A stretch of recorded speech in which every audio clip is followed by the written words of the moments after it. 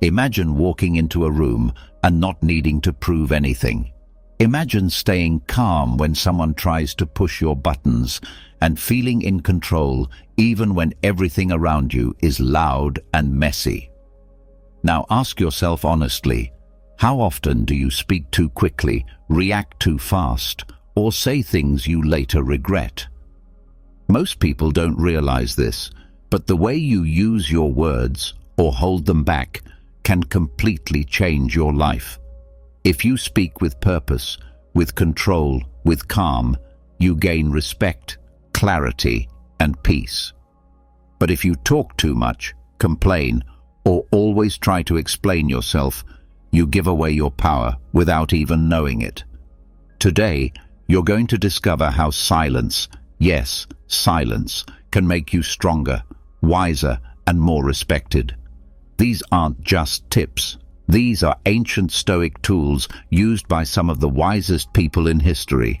Tools that will help you stop reacting, stop explaining, and start leading your own life with quiet strength. So get ready, because once you learn this, you'll never see your words or your silence the same way again. Before we begin, I want you to make a decision, a small but powerful one. Write this in the comments. I choose silence. You're not just writing a sentence, you're sending a message to your mind. A message that says, from now on, I speak less, think more, and live with purpose. So write it down, and let's begin this journey into real, lasting strength. There are moments in life when the right thing to say is nothing at all. You feel the tension in the room. A harsh comment is thrown your way. A mistake is made. An opportunity to show off presents itself. Your body wants to speak. Your ego begs for attention, but your wisdom tells you to wait. This is the moment where many people fail, not because they don't know what to say, but because they don't know when to say it. The people who hold power, who influence silently, who stay calm when others are loud, they are playing a different game, a deeper game, one where silence is not weakness, it's strategy. When you hold back your words in a high-pressure moment, you create space. That space gives you room to think, to breathe, to observe what others miss. Most people rush to fill silence with words, believing that action equals sound. But the strongest moves are often made without a word. The silence becomes a tool, a way to control the pace, redirect energy, and increase impact. In conflict, silence becomes a mirror. When someone is angry or disrespectful and you don't match their tone, you reflect their behavior back at them. They hear their own voice echo in the room, louder than they expected. You show them their own aggression without feeding it, and suddenly they are forced to confront themselves. This is not passive behavior. It's active discipline. People expect you to react. They're counting on your need to defend yourself, to explain, to attack back. When you don't, they're left with their own noise. That discomfort teaches them more than your words ever could. It shows them that you are not easily moved, not easy to provoke. And over time, it builds a quiet kind of respect, the kind that doesn't need to be announced. Opportunities also test our silence. Let's say you're in a meeting or in a group setting where people are throwing out ideas. Many will speak first, trying to impress. But the person who listens first and speaks last speaks best, because by then they've already heard the gaps. They've seen who's insecure, who's bluffing, and who's pretending. They don't waste words. They speak with precision, and when they do speak, everyone listens. Strategic silence gives you control, not over others, but over yourself. And once you can master your own reactions, there is very little in this world that can control you, because words can create conflict, but silence creates focus. And when you're focused, you make better choices. You don't burn bridges with heat-of-the-moment words. You don't give away power trying to win arguments that don't matter. You stay clear, you stay clean, you stay calm. One of the most powerful things you can do when someone accuses you of something unfair or questions your value is to say nothing. Not because you're afraid, but because you know that your actions will speak louder over time. You don't waste time proving your truth to someone who isn't really listening. You stay grounded, and in doing so, you rise above the situation. Restraint is not taught in schools. It's not rewarded in most workplaces. We are trained to respond, to react, to prove. But the people who rise to real power are often the ones who speak less and do more. They observe the game, read the room, and only enter the conversation when it actually matters. And when they do, their voice carries weight, not because it's loud, but because it's rare. Holding silence also allows you to gather information. While others are exposing their intentions, their fears, their weaknesses by speaking too soon, you are collecting data. You are learning who is driven by ego, who is calm, who is insecure, who is manipulative. You become the person who knows what others don't. And in any room, the one who sees the most holds the most potential. There's a reason why Stoics trained themselves to wait before responding, because they knew that in every delay is a window of clarity. A second of space can save you from days of regret. When you don't react immediately, you give yourself a chance to respond intentionally. And intentional responses build trust, while impulsive reactions destroy it. You may think silence makes you look unsure or weak, but the truth is, most people fear silence because it forces them to sit with their own discomfort.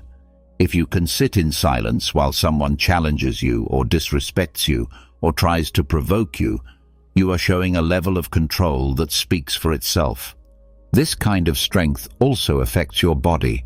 When you learn to stay calm and quiet under pressure, your breathing stays steady, your heart slows down, your muscles stay relaxed. You are not just mastering your words, you are mastering your state. And that changes everything, from how you make decisions to how others feel when they're around you. Strategic silence also lets you lead without shouting. People who speak constantly often lose impact, but the ones who speak rarely, but with clarity, become trusted voices. They are the ones others turn to in crisis. Not because they always have the answer, but because they've trained themselves not to add to the chaos. There is something magnetic about someone who doesn't rush to speak. You lean in, you wonder what they're thinking. You start to listen more carefully, hoping to catch the moment they choose to speak. This is the kind of influence you want, not forced, earned. Many people destroy relationships by saying too much when they're hurt. They lash out, send long messages, try to control the other person's view of them. But silence, when used well, keeps your dignity. It shows that you don't need to explain your value. It says, I know who I am, even if you don't. In business, silence is an advantage. When negotiating, the person who can sit in silence the longest often wins. Why? Because silence creates pressure. Most people are uncomfortable with it and will break it by revealing something they didn't mean to share. But if you can sit with that pressure and wait, you will often come out with better terms, better deals, and better outcomes. But silence doesn't mean inaction. It means acting with intention instead of reaction. It means choosing your words like a sculptor chooses where to cut the stone, carefully, with a vision. Not every moment needs your voice. Not every insult needs your reply. Not every opportunity needs your explanation. You are not here to convince the world. You are here to lead yourself, and leaders are not made through noise. They are made through presence, through the kind of presence that speaks even when they don't say a word. One reason silence works is because it helps you listen better, not just to others, but to yourself. Underneath all the noise of the world, there's a voice inside you that knows what to do. But if you're always talking, always reacting, always filling the space, you can't hear it. Silence reconnects you with that inner knowing. It helps you make decisions that are aligned, not just reactive. And when you stop needing to have the last word, you start to gain real confidence. The kind that doesn't need attention.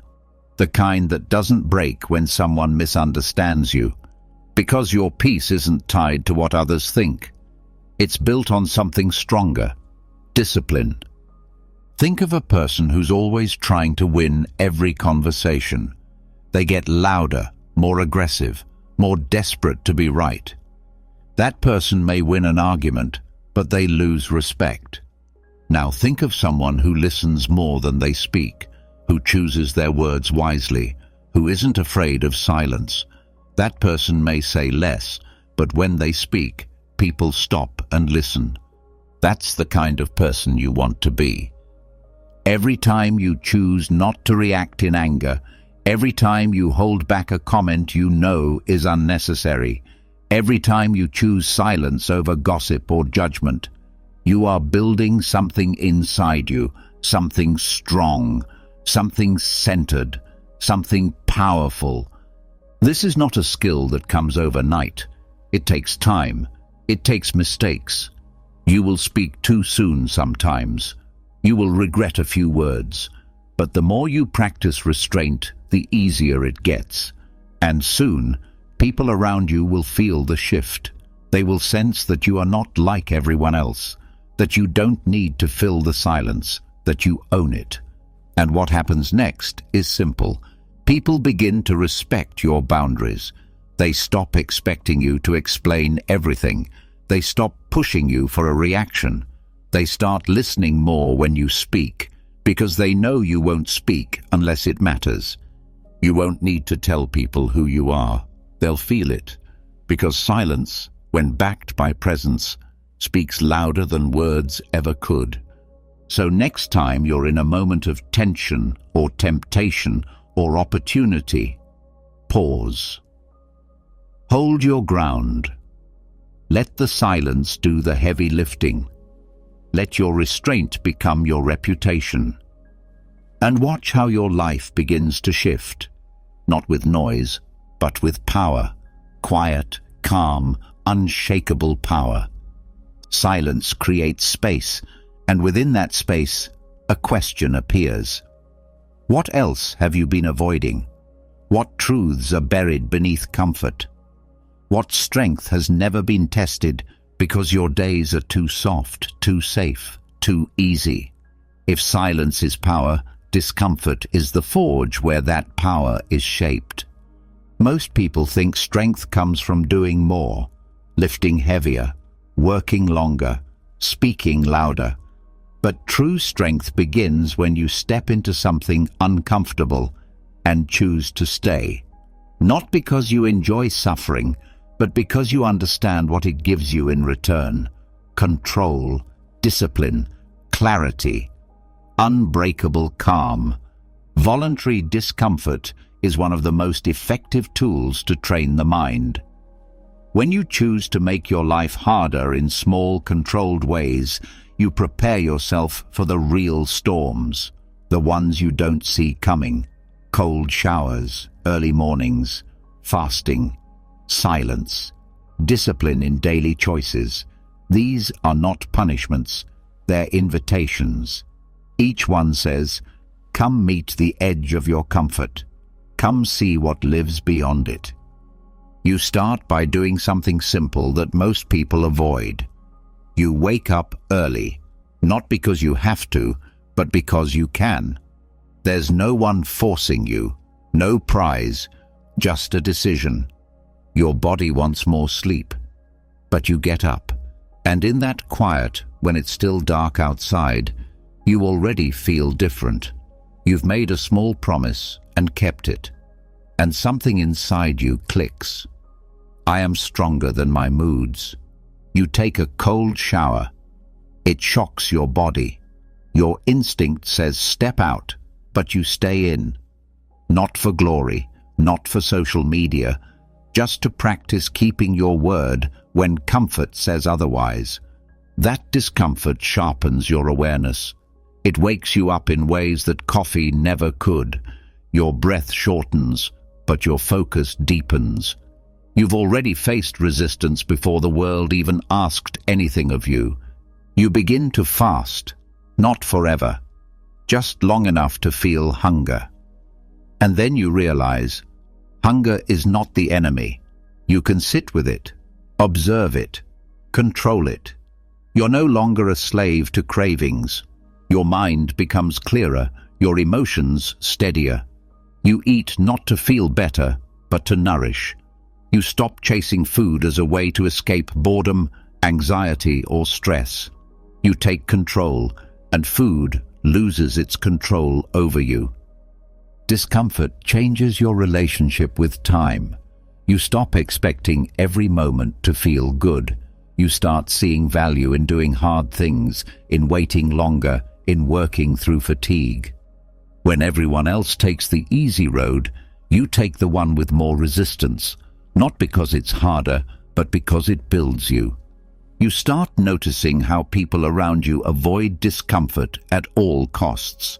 They complain when the weather is bad. They panic when they're bored. They scroll endlessly to avoid stillness. But not you. You sit with the boredom. You walk through the rain. You feel the tension rise, and you don't run from it. You don't look for a distraction. You look inward. Your emotions, once quick to flare, begin to settle. You don't snap like you used to. Discomfort has taught you that feelings come and go, but actions can stay strong. You stop needing every situation to go your way. You start choosing patience because you've learned to sit in the fire without burning up. Voluntary discomfort reveals who you really are when there's no reward on the line, when it's just you and the choice to stay in the hard moment or walk away. Most people think they're disciplined until life puts pressure on them. You don't wait for that pressure to arrive, you invite it. Not recklessly, but purposefully. So when the real trials come, you're already prepared. When you train this way, you don't fear hard conversations. You don't panic in uncertainty. You've built mental armor by walking into small discomforts again and again. You've faced your limits, and each time you've stepped past them. Not all at once, but piece by piece, day by day. This changes your identity. You no longer call yourself weak, unmotivated, or lazy. You stop needing motivation at all. You act because that's who you are now. You are the kind of person who finishes what you start, who wakes up when it's hard, who works when it's boring, who keeps moving when there's no applause. And every time you practice that, your mind believes it a little more. Comfort seduces. It tells you that today can slide, that discipline can wait, that you've earned a break. But discomfort tells a different story. It says, there's more inside you. Come find it. And if you listen to that voice more than the one that tells you to take it easy, you begin to grow without limits. You stop looking for motivation and start building momentum, because you've learned that action leads to clarity, not the other way around. You don't wait until you feel like it. You just begin. One step, one cold shower, one meal skipped, one task done with full effort. And that's how mental toughness is formed, not through inspiration, but through repetition. People often ask how to gain more confidence, but confidence is just self-trust. And self-trust is built by doing what's hard, especially when no one's watching. Every time you resist the easy path, you send a message to your mind. I can count on me. That's where real belief is born, not from praise, but from proof. You become less reactive to the world. The ups and downs no longer control you. A bad day doesn't ruin your focus. A delay doesn't break your spirit, because you've already practiced dealing with less than perfect. You've trained your mind to adapt, to hold firm, to stay the course when things get shaky. Discomfort also helps you break attachments to approval, to praise, to the need for things to go a certain way. You start to realize that peace is not found in avoiding pain, but in learning to face it without fear. You stop running from difficulty and start walking straight into it, calmly, steadily, deliberately. This doesn't mean living a harsh or joyless life. It means choosing difficulty on your terms, so life doesn't choose it for you. It means growing stronger in the small things, so the big things don't break you. It means finding joy not in comfort, but in growth. You train in the cold so you can stay warm under pressure. You fast so you learn how little you truly need. You delay gratification so when you finally receive, you are not ruled by desire. You learn to be still so noise no longer controls you. Even in relationships, this mindset serves you. You stop needing people to agree with you. You don't chase approval. You don't overreact to criticism. You have trained your emotional endurance. You can sit with discomfort and not make it someone else's problem. That's maturity. That's strength. That's how trust is built, by becoming the person who holds steady when things get shaky. The discomfort also makes success feel different. You don't chase it to feel better about yourself. You chase it to see what you're capable of. The process becomes the reward. And when challenges appear, you don't collapse. You rise. Because this is what you've trained for. Even your thoughts begin to shift. You stop asking, "How can I make this easier?" and start asking, "How can this make me better?" You look at hard days as training. You see setbacks as sharpening stones. You understand that every trial is giving you a chance to build something unshakable inside. And what you're building isn't just resilience, it's presence, clarity, peace. Because when you've trained your mind through discomfort, nothing surprises you. You're ready for long days, for pain, for boredom, for uncertainty. Because you've practiced all of it in small doses on purpose. And when the rest of the world falls apart, panics, complains, freezes, you don't. Because you've been here before. You've sat in the cold. You've gone without. You've done hard things. Not once, not sometimes, but daily, quietly, consistently.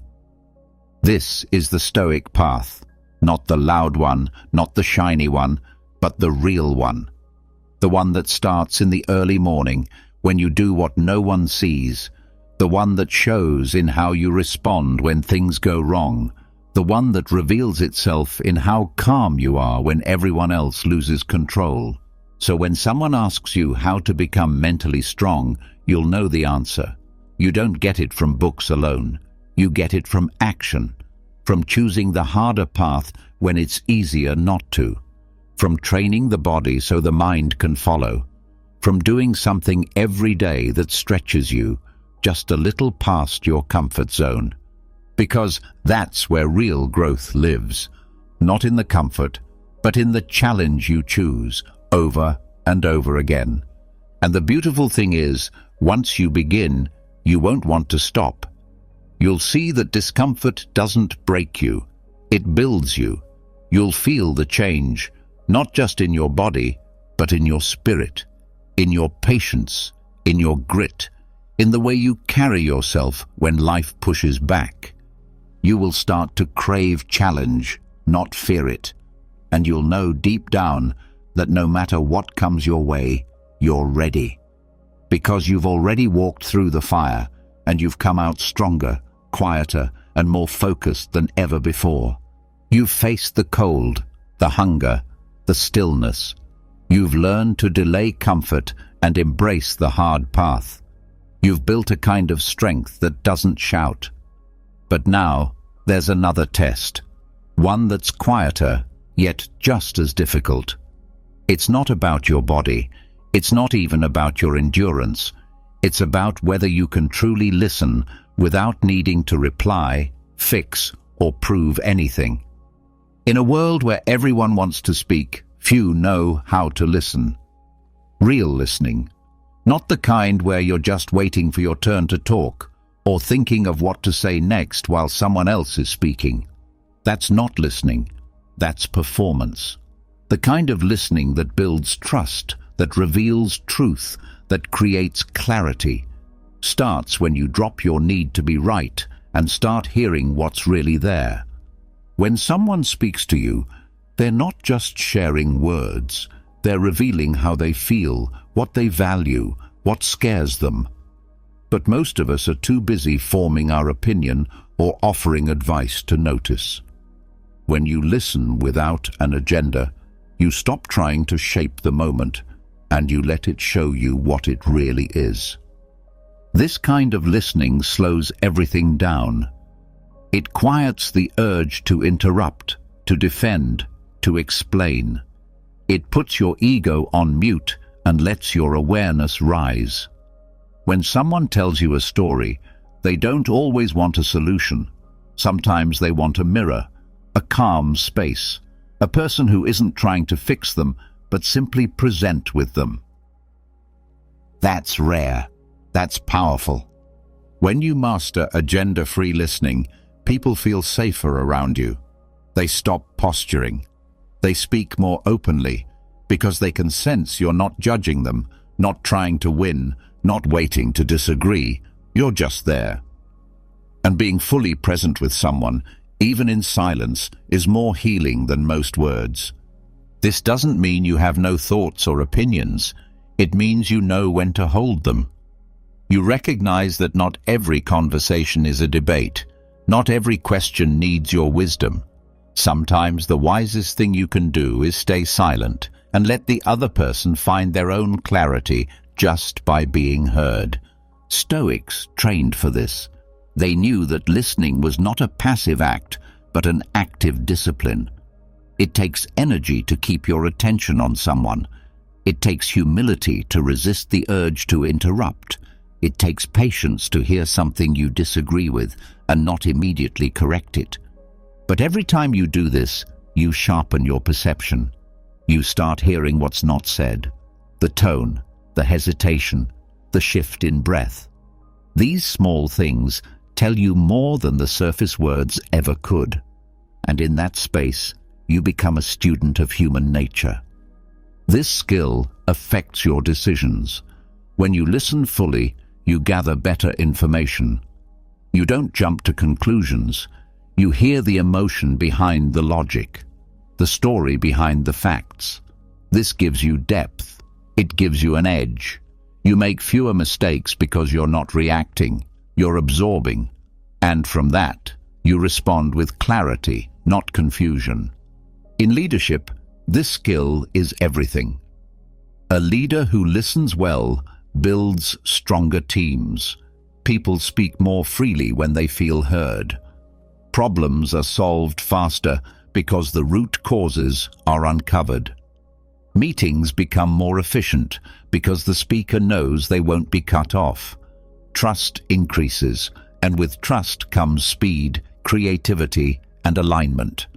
In personal relationships, this kind of listening is a gift. It lowers tension. It dissolves conflict. When someone feels truly heard, they stop needing to shout. They soften. They feel valued. You don't have to fix everything. They just need to know they matter. And when you give someone that gift, the connection deepens. But to listen well, you must quiet your own thoughts. This isn't easy. We all want to be understood. We all want to express ourselves.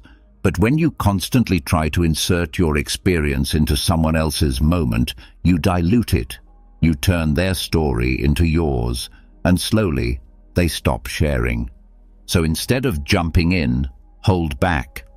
Let the silence hang. Give the other person time to breathe. They might say more. They might reveal something they didn't even realize was there. And if they don't, that silence still communicates something powerful. You're not in a rush. You're not trying to escape the moment. You're present. When you listen like this, people start to say things like, "I don't know why I'm telling you this," or "No one's ever listened to me like this before." And it's because most people never get to speak without being corrected, redirected, or dismissed. You become the exception. This doesn't mean agreeing with everything. It doesn't mean staying silent forever. It means earning the right to speak by listening first. Once you've heard someone fully, your words carry more weight, because they're rooted in understanding, not assumption. This kind of listening also protects you from being manipulated.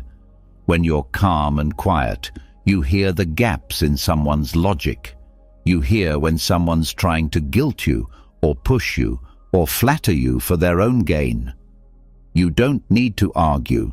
You just don't take the bait. And by not reacting, you maintain your ground without conflict. You become immune to provocation.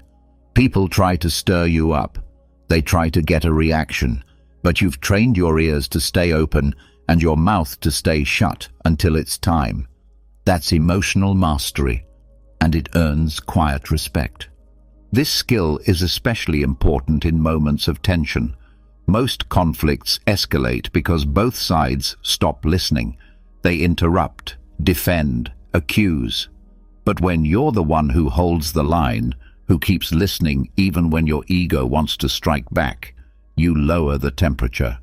You become the adult in the room. And often, that's all it takes to end the cycle. The key is to separate the message from the emotion. Someone might speak in anger, but there's truth beneath that heat. If you only hear the tone, you miss the message. But if you listen with patience, you hear the fear behind the anger, the sadness behind the frustration, the need behind the noise. That's where real communication begins. Even in casual conversations, listening changes the tone. You stop dominating the space. You stop planning your reply. You just show up fully and let the moment unfold. And that simplicity makes everything feel more honest. This practice also reduces misunderstanding. Most arguments start not because of what was said, but because of what was not truly heard. Someone assumes, someone guesses, someone fills in the blank with their own story. But when you listen deeply, you hear what was actually said, not what you expected to hear. And that changes everything. Listening without agenda is also good for your own peace. You stop needing to win conversations. You stop craving the last word. You don't feel the pressure to impress. You just absorb, reflect, and choose your response with care. And that calm becomes part of who you are. Even your self-talk improves. Because when you learn to listen to others without judgment, you start doing the same for yourself. You catch your inner critic. You question your harsh thoughts. You pause before reacting to your own emotions. And slowly, your mind becomes a kinder place to live. This practice builds something rare, patience in communication. You become the kind of person who doesn't interrupt, who lets others finish, who doesn't rush the moment. And because of that, people open up to you. They trust you. They feel seen by you. And you become more focused, more aware, more calm. Your words gain power because they're no longer thrown out carelessly. They're used with precision, like tools, not weapons. The more you listen, the more you understand the people around you. You see their patterns. You notice what they care about, what they avoid, what they fear, and that gives you insight. It helps you respond wisely, not just quickly. This is how clarity is built. Not through speed, but through space. And that space begins the moment you stop trying to speak and start learning to hear. It's not flashy.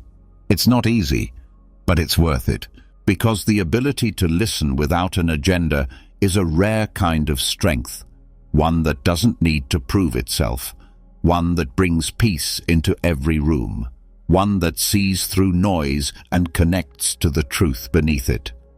Keep listening, even when it's hard, especially when it's hard, because on the other side of that silence, there's growth, there's truth, there's wisdom. And that's where your next level begins. The more you listen, the more you realize how much noise exists, outside and inside. Words spoken too fast, emotions carried on volume, opinions thrown like weapons. You've started to slow down. You've started to hear with clarity. But now comes a new test, one that doesn't ask you to listen more, but to speak less. Not just in volume or frequency, but in quality. There's a kind of speech we use daily without noticing. Words coated in complaint, sentences laced with criticism, little stories centered around self-importance. It doesn't always sound harsh. Sometimes it even sounds normal, casual, funny, honest. But over time, this kind of speech leaves a mark on your relationships, on your peace, on the way you see the world. This challenge is simple on paper. Go 30 days without complaining, bragging, or criticizing. But in practice, it becomes one of the most difficult inner disciplines you can attempt, because it reveals how often you speak not to add value, but to protect ego, release frustration, or fill silence with something familiar. The first thing you'll notice when you try this is awareness. You'll start to catch yourself mid-sentence. You'll feel the tension rise, the urge to vent, to correct, to highlight your achievements. And in that pause, right before the words come out, you'll see the habit. Most people don't know how automatic their speech is until they try to change it. Complaining is the easiest place to begin. It's built into conversations, the weather, traffic, work, prices, people. Most of the time, we don't complain to solve anything. We do it to bond, to connect through mutual dissatisfaction. But what we really create is a mental loop, one where problems grow larger because we keep talking about them. When you stop complaining, even for a day, your mind is forced to find something else to focus on. You begin to look for what's working instead of what's wrong. And slowly, the lens through which you see life starts to shift. You become more solution-oriented. If you can't complain, you start thinking, what can I actually do? Instead of repeating the problem, you start acting. You make calls, you adjust your plan, or you accept that some things are simply outside your control, and that acceptance in itself is freeing.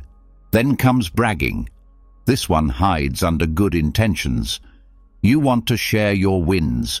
You want people to know what you've accomplished. You want to feel seen. But when you remove the need to highlight your own greatness, something surprising happens. You stop performing. You become more relaxed. You let your results speak without pushing them forward in every interaction. You realize how often people talk about themselves, not because they're confident, but because they're afraid of being forgotten. Bragging doesn't build strength. It reveals insecurity. When you stop doing it, you start to feel more solid inside. You don't need approval. You don't need to prove. You're not hiding anything. You're just not pushing it in front of people anymore. That kind of humility draws real respect. It makes your presence more grounded. It makes your words more believable, and it lets others open up without feeling like they need to match your story. The space becomes safer and deeper and far more real. Criticism is the third layer. It wears many masks: helpful advice, concern, truth-telling. But at its root, it's often just frustration looking for a target. When you remove criticism, you're not removing honesty. You're removing the need to speak from judgment. You start focusing on behavior instead of character. You ask better questions. You speak with care. You also learn how often your criticism is really just a mirror. What bothers you in others often reflects something unaddressed in yourself. When you stop criticizing, you gain the chance to look inward, to ask, why does this bother me? What does it reveal about what I value, or fear, or still need to heal? This self-honesty is where real growth begins. You stop pushing your discomfort outward. You hold it, examine it, and over time, transform it. These three habits, complaining, bragging, criticizing, are so deeply rooted that even noticing them takes effort. But the effort pays off quickly. After a few days, your inner world feels quieter, lighter, less tense. You stop rehearsing negativity in your head because it's no longer leaking through your mouth.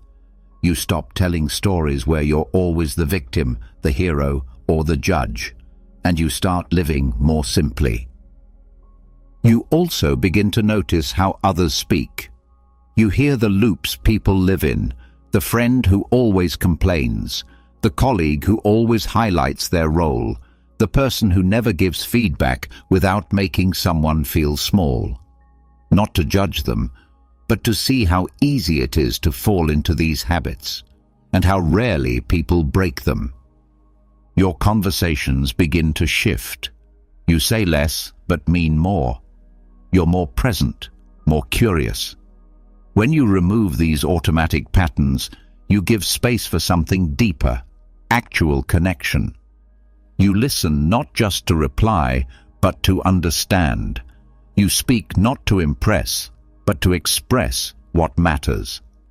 And this change draws the right people closer. There's another layer to this challenge. What happens inside your mind? Because even if the words don't come out, the thoughts still appear. You'll catch yourself judging silently, wanting to complain, craving the moment to highlight your success, and in those moments, you get a clearer look at how noisy your inner world can be. But instead of suppressing it, you train awareness. You watch the thought arise. You let it pass. And little by little, you weaken the grip these habits have on you. You don't have to fight them. You just don't feed them. And that shift in energy gives you more control. The point isn't to be silent forever. It's to raise the quality of your speech, so that when you speak, it's not from ego or habit or frustration, but from truth, from peace, from clarity. Your words become cleaner, more thoughtful, more useful. Even your self-talk improves. You stop complaining about yourself. You stop criticizing your own process. You don't puff yourself up after small wins.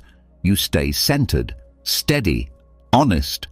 And when your relationship with yourself changes, everything else follows. You stop needing to prove you're right. You stop needing to defend your choices. You don't panic if someone misunderstands you. You trust that truth stands on its own. You don't need to cover it in noise. This challenge also teaches emotional control. You feel the emotion rise. You want to vent, to react, to be heard. But instead, you pause. You hold the line. You stay in your body. And that space builds resilience. It's not about silence for its own sake. It's about learning when your words are serving something and when they're just feeding a fire. This is how discipline grows, through daily practice, through catching the small slips, through being honest with yourself when you fall back into old patterns. You don't shame yourself, you just start again. Each time, a little sharper, a little cleaner. You'll also find moments when silence says more than words ever could. When you could complain, but don't. When you could criticize, but choose to walk away. When you could brag, but instead stay quiet. And the people around you will notice. They might not say it, but they'll feel the difference. You'll become the one who doesn't need to dominate a room, the one who doesn't seek validation, the one who doesn't need to tear others down to feel strong. That presence is rare. It brings peace where others bring tension. It brings calm where others bring noise. And it's built, not in big moments, but in daily choices. The challenge may last 30 days, but what it gives you can last a lifetime. You start to speak with more purpose. You begin to think before you talk. You ask, does this help? Does this heal? Does this matter? And if it doesn't, you let it go. Your voice becomes a tool, not a weapon. Your silence becomes a shield, not a punishment. You begin to walk through life lighter, not because everything is easy, but because your words no longer weigh you down. And over time, you find yourself surrounded by people who match that energy, who speak with care, who listen with presence, who lift rather than drain, because your speech no longer invites gossip or drama or empty praise. It invites growth, it invites honesty, it invites depth. This is what speech detox is truly about. Not perfection, not silence for show, but a return to clarity, a return to the truth beneath the noise, a return to the self that doesn't need to perform, compare, or control. It's one of the hardest challenges you'll ever take on, and one of the most rewarding, because once your words are clean, your mind begins to follow. And when both are aligned, you walk through life with a power that doesn't shout, doesn't seek attention, and doesn't need approval. It simply is, calm, clear, unshakable. The moment you stop needing your words to win approval, a quiet shift takes place. You no longer speak to be liked. You no longer explain yourself to be understood. You begin to live from a deeper place, a space where peace doesn't come from applause and identity doesn't come from how people react to you.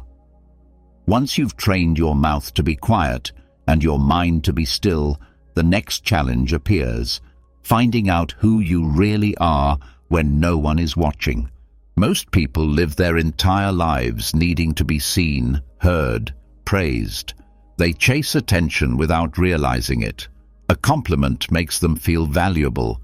A rejection makes them question themselves. Their sense of worth rises and falls depending on who is paying attention.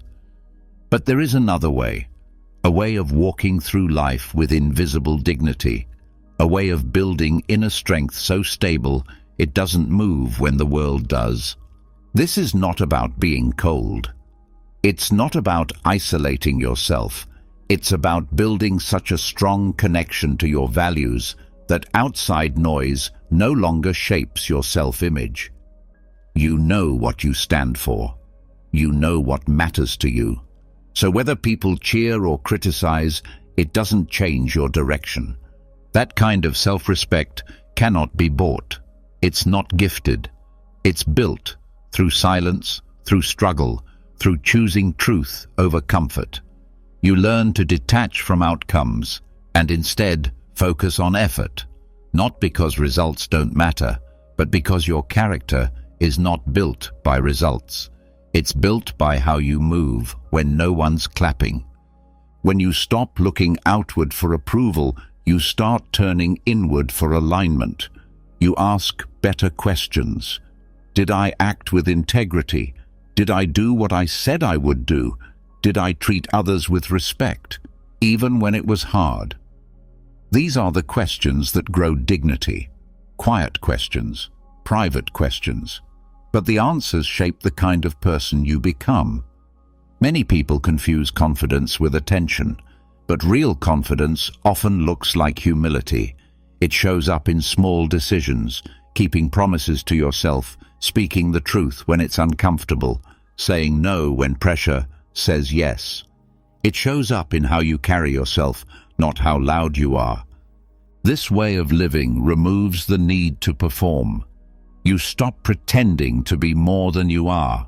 You stop trying to control how people see you. You stop bending your values to fit in. And what you gain is freedom. You're no longer stuck in a loop of chasing praise or avoiding judgment. You move according to what's right, not what's popular. This kind of strength is invisible to most. It doesn't get likes. It doesn't get recognition. But it builds a peace inside you that doesn't shake. And from that peace, you make better choices. Not choices to impress, but choices that align with your core. You also stop wasting energy trying to prove yourself. You let your actions speak. You stay committed to your path, even when no one notices. And the irony is, over time, people start noticing. Not because you're trying to be impressive, but because quiet consistency speaks louder than noise ever could. This mindset helps you face criticism without collapse. When you're deeply connected to your values, you can hear feedback without taking it personally. You can learn from it without letting it define you. And if the criticism is unfair, you don't need to fight it. You know who you are, and no one's opinion can take that away from you. It also protects you from praise that distorts. Compliments feel good, but they can trap you if you start depending on them. You start doing things not because they're right, but because they'll get a good reaction. Slowly, you lose yourself trying to stay liked. But when your sense of worth is internal, praise doesn't change your path. You appreciate it, but you don't depend on it. This is how you become untouchable, not in an arrogant way, in a quiet, steady, grounded way. You're not thrown off course by someone else's mood. You don't chase validation. You don't beg for attention. You know what you bring to the table, even if no one else sees it yet. You stop needing to be included in every conversation. You don't fear being overlooked, because you're no longer driven by status. You're driven by substance. You're building something real, not just something visible. This changes how you relate to others. You stop comparing yourself. You don't feel smaller when someone else shines. Their success doesn't make you feel behind. Their praise doesn't make you feel threatened. You celebrate them because your identity isn't built on being better than others. It's built on being real with yourself. You also stop over-explaining. You don't rush to defend your decisions. You don't panic when someone misunderstands you. If they ask, you explain. If they judge, you stay calm, because your dignity isn't up for debate. You don't owe everyone an explanation for your choices, and in the rare cases when someone really tries to tear you down, you stay grounded. You don't match their energy. You don't fight their noise with your own. You stay aligned. You respond only if needed, and only with clarity. Not to win, but to stay centered. This inner grounding is a shield. It protects you from insecurity, jealousy, emotional reactivity. It gives you space to think clearly, even when emotions are high. You don't act out of panic. You don't react out of fear. You respond with intention or not at all. This mindset also frees your creativity. You stop worrying about how your work will be received.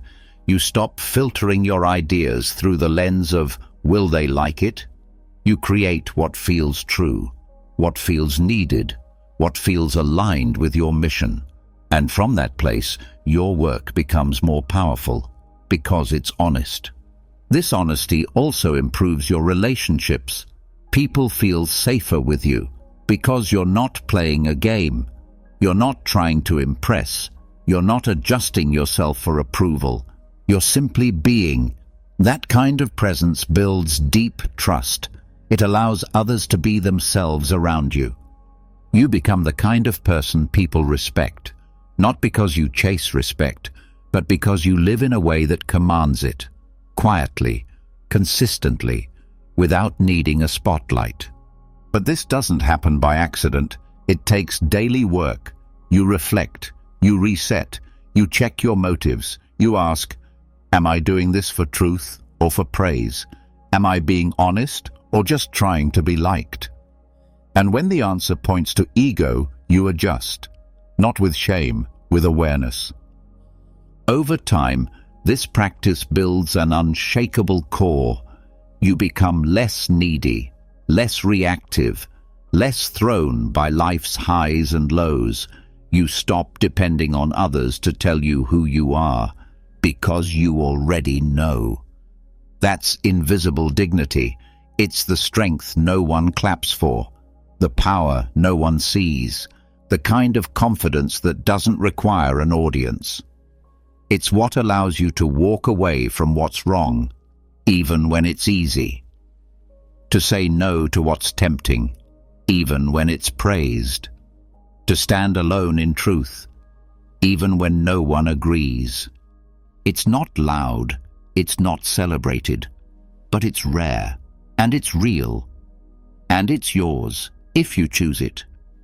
Every day, every moment, every time you pick integrity over image, depth over appearance, stillness over performance. You don't need to post it. You don't need to say it out loud. Let the way you live speak for you. Let your actions show what you value. Let your silence reveal your strength. Because dignity isn't something the world can give you. It's something you build through truth, through discipline, through choosing who you are, even when no one's watching. And once it's yours, no one can take it. Not praise, not rejection, not failure, not success. You carry it quietly, and that quiet changes everything. When you stop needing attention to feel valuable, you uncover a different kind of control. The kind that isn't visible to others, but quietly changes your life from within. Dignity teaches you how to carry yourself. But now comes the moment where that dignity is tested. The instant someone crosses the line, the split second a situation spins out of control, or the sharp edge of a word cuts deeper than expected. That's the moment. That's where your entire internal training either holds or shatters. This is where emotional timing steps in. The power to pause, to observe, to choose, not react. Most people live their lives in reaction mode. Something happens and they respond automatically. A rude comment and they lash back. A challenge and they panic. A disagreement and they raise their voice. No space, no awareness, just pure instinct taking over. And while instinct is fast, it's not always wise. The Stoics understood this. They trained for it. Because in every moment of emotional pressure, there's a sliver of time, a small space between what happens to you and what you do about it. And if you can stretch that space, even by a second, you take control. Control doesn't mean shutting down your emotions. It means seeing them without being ruled by them. You feel the anger rise, but you don't speak yet. You feel the fear kick in, but you stay still. You feel the urge to react, but you watch it first. This pause is not weakness, it's strength. Most people think speaking quickly makes them strong, but true strength is in restraint. In that pause, you collect your thoughts. You ground your body. You ask better questions.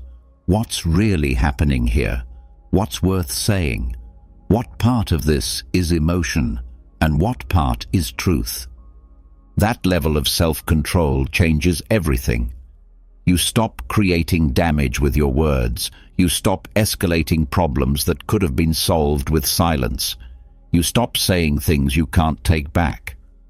The more you practice this, the more awareness you build. You start recognizing your own patterns. Maybe you get defensive when questioned. Maybe you shut down when challenged. Maybe your tone changes when you feel ignored. But instead of letting those reactions run you, you catch them. Observation becomes your greatest tool, not just of others, but of yourself. You start tracking how your emotions move, what triggers them, and how long they last. You learn that most reactions pass if you don't feed them. That initial wave of anger, it fades. That sharp feeling of insult, it dissolves. But only if you hold your ground and don't let it take over. This doesn't mean you ignore emotions. You acknowledge them without becoming them.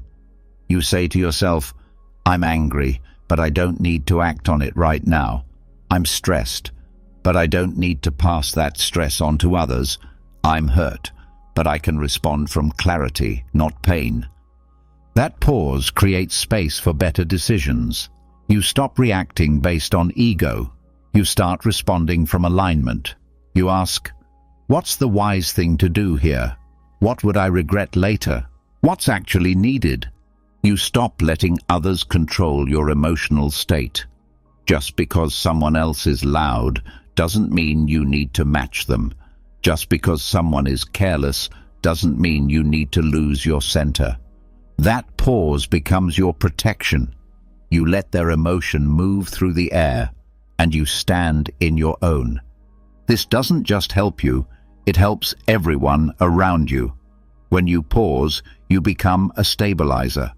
You de-escalate without needing control. You bring down the heat just by staying calm. And in doing so, you shift the dynamic. The other person starts matching your energy instead of the other way around. Emotional timing also allows you to break cycles. Most conflict is a loop. Someone says something triggering, the other reacts, and the pattern repeats. But when you pause, you interrupt that pattern. You introduce something new: stillness, reflection, curiosity. That shift often changes the whole outcome. In relationships, this skill is gold. You don't fight to win. You don't punish with silence. You speak with care, and only when ready. You let your nervous system settle before you respond. You express without blame.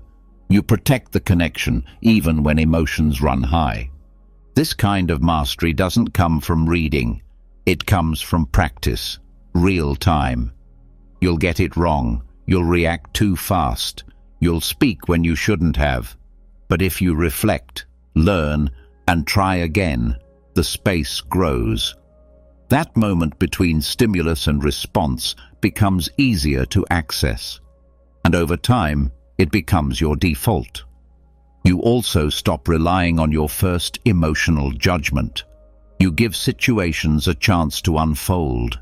You learn that what feels urgent is often not important. That what triggers you now may mean nothing tomorrow. That time is often the best mirror for truth. This shift makes you harder to manipulate. Because you don't respond impulsively. You don't act on surface emotion. You wait. You think. You respond when the moment is clear, not when your body is overwhelmed. It also protects your reputation. One emotional outburst can undo years of calm effort. But when people see you stay composed under stress, they trust you more. They come to you when things get rough. They rely on your steadiness. This skill even helps with decision-making. You don't rush into yes. You don't react to pressure. You pause. You let the emotion pass, and then you see the situation more clearly. You make choices that align with your long-term values, not your short-term feelings. The more you practice, the more natural it becomes. That gap between trigger and reaction becomes your home. You live there. You breathe there. And from there, you create your life with intention, not chaos. You begin to see emotion as information, not instruction. Anger may be a signal, but it doesn't need to drive your response. Fear may alert you, but it doesn't need to guide your choices. Every emotion becomes a visitor, not a ruler. You also develop patience, not just with others, but with yourself. When you mess up, you don't spiral. You pause. You reflect. You reset. You understand that growth is not perfection. It's awareness followed by action. This builds confidence, not the loud kind, the grounded kind. You don't fear being tested because you trust your ability to respond with clarity. You don't avoid challenge because you know you can meet it without losing control. And when life throws something unexpected, you no longer collapse. You observe, you breathe, you make space, then you act. Not because you're emotionless, but because you're rooted. This is the art of Stoic reaction, not suppression, not indifference, but conscious choice. When you live this way, peace follows. Not because life is easier, but because you're no longer at war with it. You meet it with presence, not panic. With calm, not chaos. With wisdom, not impulse. That's emotional timing. The quiet power to pause when others rush, to stay grounded when things shake, to wait until clarity returns, then respond with precision. No one can give you that skill. It's earned breath by breath, but once it's yours, it changes everything. And the best part? You don't need anyone else to practice. Every situation, every emotion, every challenge becomes your training ground. So keep watching, keep pausing, keep choosing, and let each quiet response shape the life you're building, one moment at a time. The moment you begin to respond instead of react, you also begin to see how powerful each word truly is.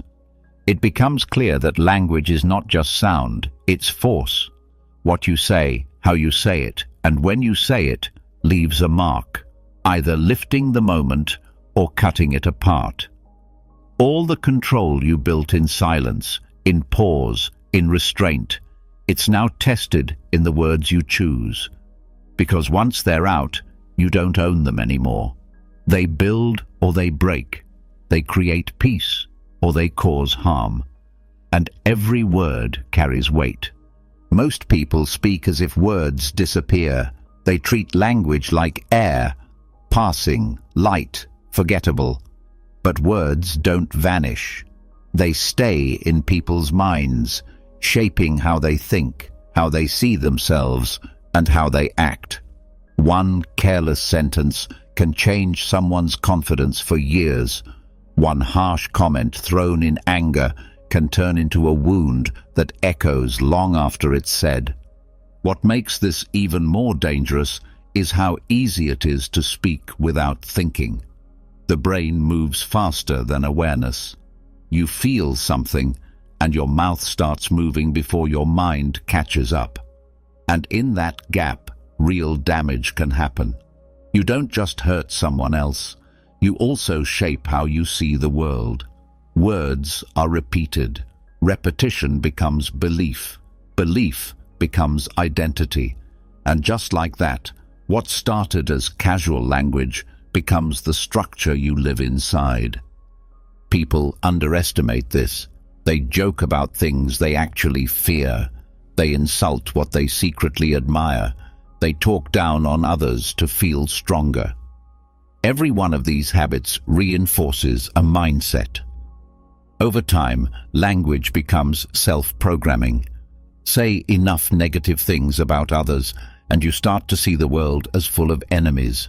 Say enough negative things about yourself, and you start living like someone who doesn't deserve much. This is not just about being nice, it's about being accurate. When you speak with no awareness, your words become cheap. But when you speak with care, every word becomes valuable. That value builds trust. It builds respect. It builds reality that reflects thoughtfulness instead of impulse. Think about how often people talk about problems without offering solutions. They repeat complaints, describe worst-case scenarios, and use dramatic language that inflames fear and helplessness. This kind of language spreads anxiety. It adds weight where clarity is needed. When you speak like this, you reinforce helplessness. You magnify what's wrong and block out what's possible. Now, consider the opposite. When someone speaks with calm precision, not ignoring problems but naming them clearly and offering a grounded path forward, the entire tone shifts. People stop panicking. They start thinking. They see choices again.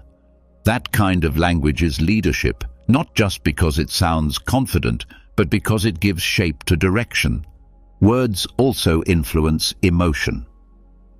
When you say something is disastrous, you feel different than if you say it's difficult but manageable. When you say always or never, you trap yourself in extreme thinking. But when you use words like sometimes or in this moment, you give space for growth.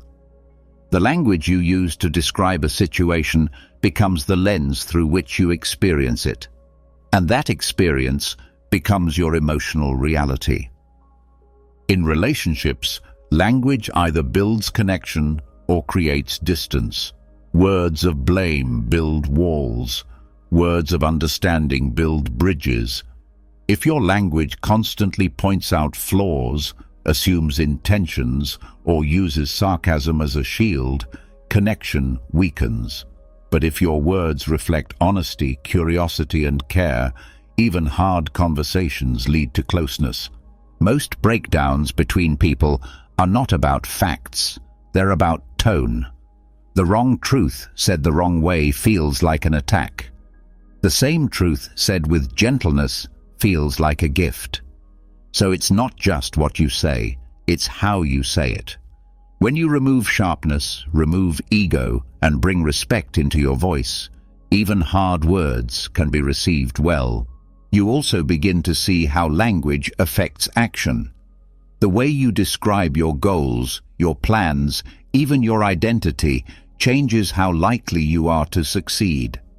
If you say, "I'm trying," your brain hears doubt.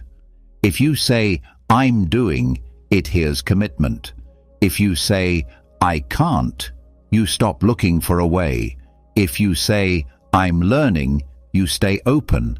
Words frame what's possible, and you begin to live within the frame you build. Intentional language is also economical. You stop using 10 words when 5 will do.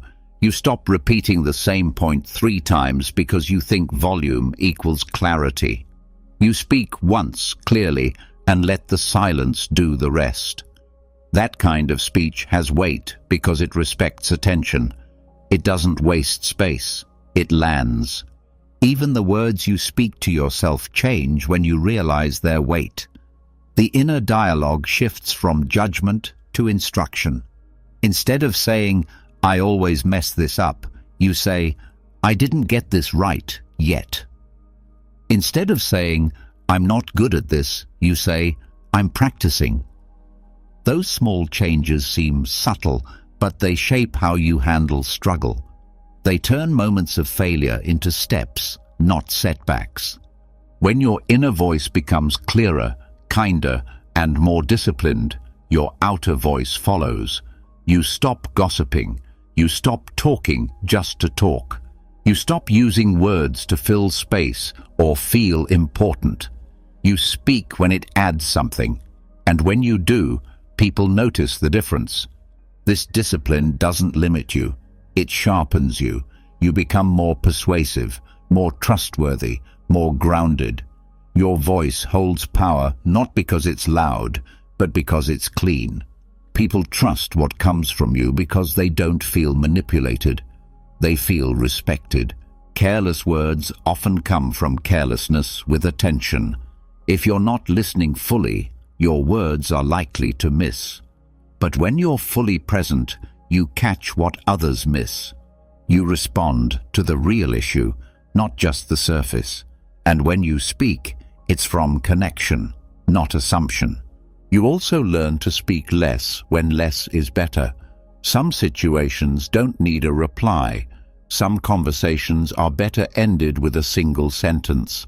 Some arguments lose power when you don't add energy to them. The weight of your words increases when they're used with purpose. Language can also be a tool for healing.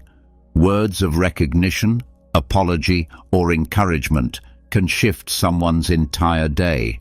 The right words at the right moment can undo years of silence, but only if they're honest, only if they come without agenda.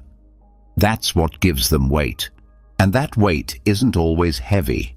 Sometimes it's light, so light that it lifts others. But even that lightness is earned.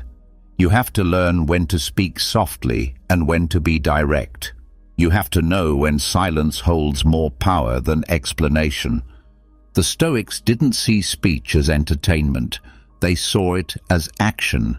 Every word should serve a purpose, reflect a principle, or help something grow. If it didn't, it was better left unsaid. That's the standard. Not perfection, not performance, but purpose.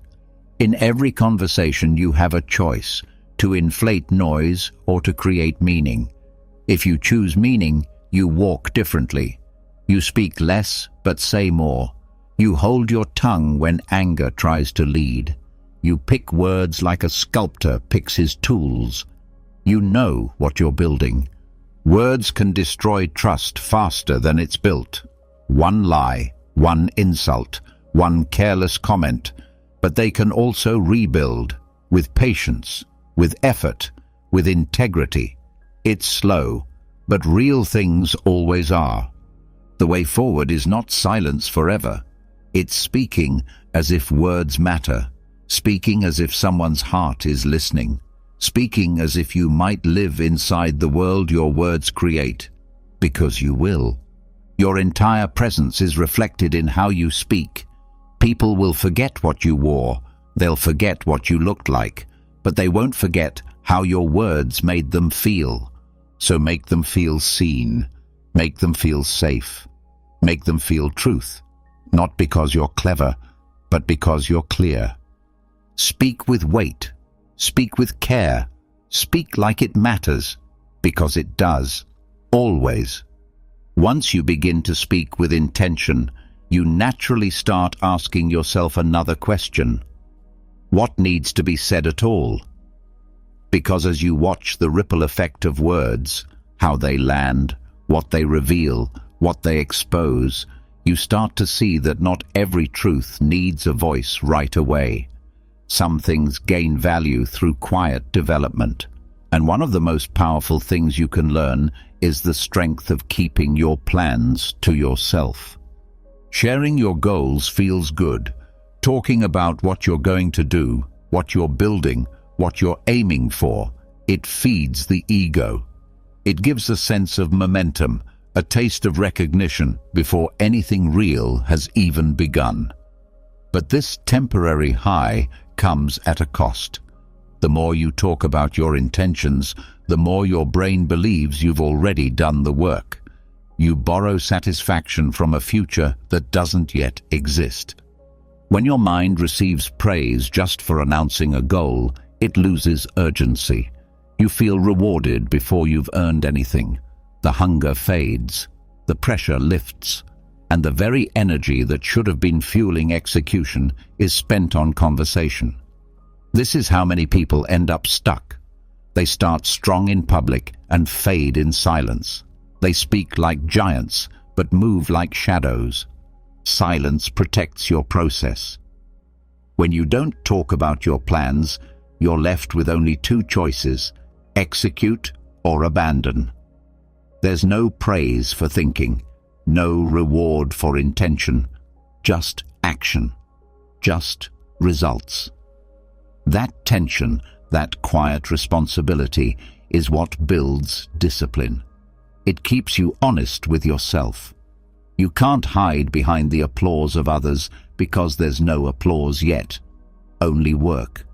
There's also a deeper kind of focus that comes when you move in silence.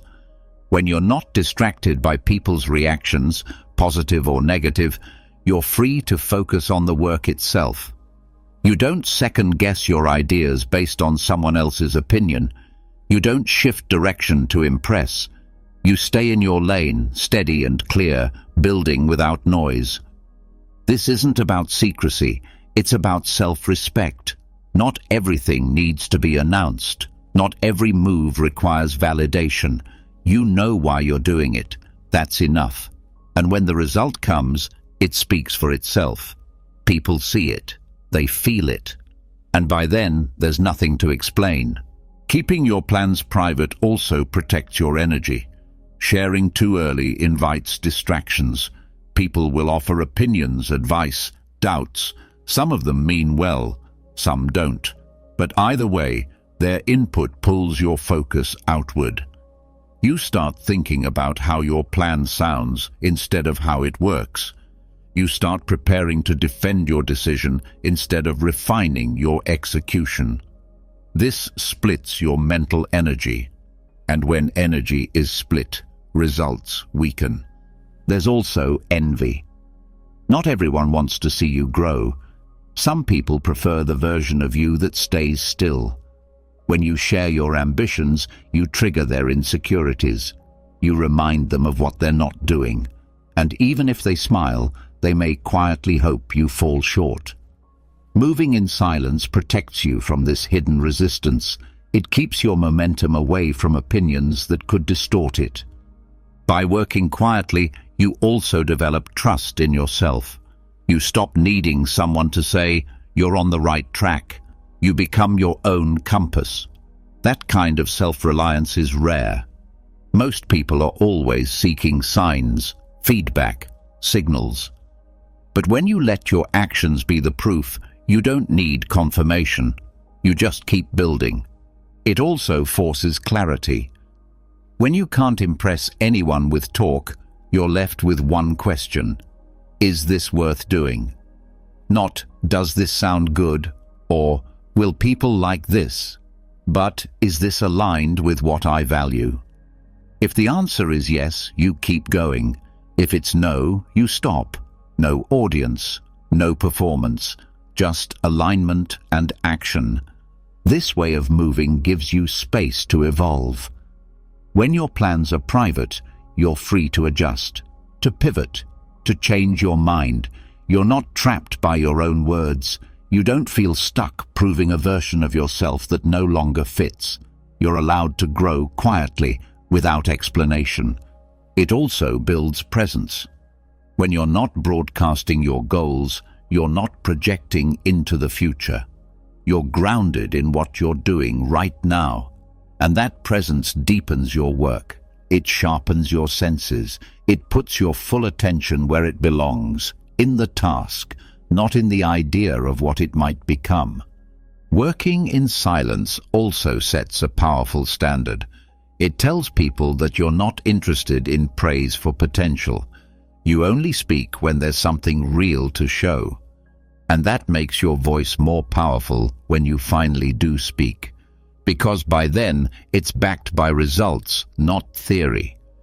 You begin to notice how noisy the world is. Everyone talking, everyone posting, everyone announcing their next move. But you also begin to notice how little of that noise turns into something lasting. Many speak of change. Few build it. Many claim discipline. Few live it. And the difference isn't talent, it's consistency. And consistency thrives in silence. There's a quiet strength in not explaining yourself, in simply showing up, doing the work, and letting time speak for you. No need to argue, no need to justify. You just keep going. And in time, those who doubted will understand. Those who questioned will see. Those who underestimated will adjust. You also free yourself from premature judgment. When you speak too early, people form opinions too soon. They box you in. They set expectations. And suddenly, you're not building what feels right. You're building what fits their view. Silence removes that pressure. It gives you freedom to build something pure before the world gets a say. Even in close relationships, discretion has value. You don't need to share every detail of your journey. Sometimes, the most supportive thing others can do is trust your silence. Because silence doesn't mean hiding, it means holding. It means protecting something still growing. A seed doesn't shout before it sprouts. It just roots deeper, quietly, until it's ready. There's also humility in silence. You're not assuming the outcome. You're not asking for credit. You're just doing the work. And that humility becomes power, because when the results come, you're ready. You're not surprised. You're not unsteady. You've earned it in private. And now it shows. This mindset shifts how you move through setbacks. When no one knows your plan, failure becomes feedback, not public shame. You adjust. You learn. You try again, without the pressure of an audience, without the fear of losing face. That privacy gives you room to improve. You stop performing and start progressing.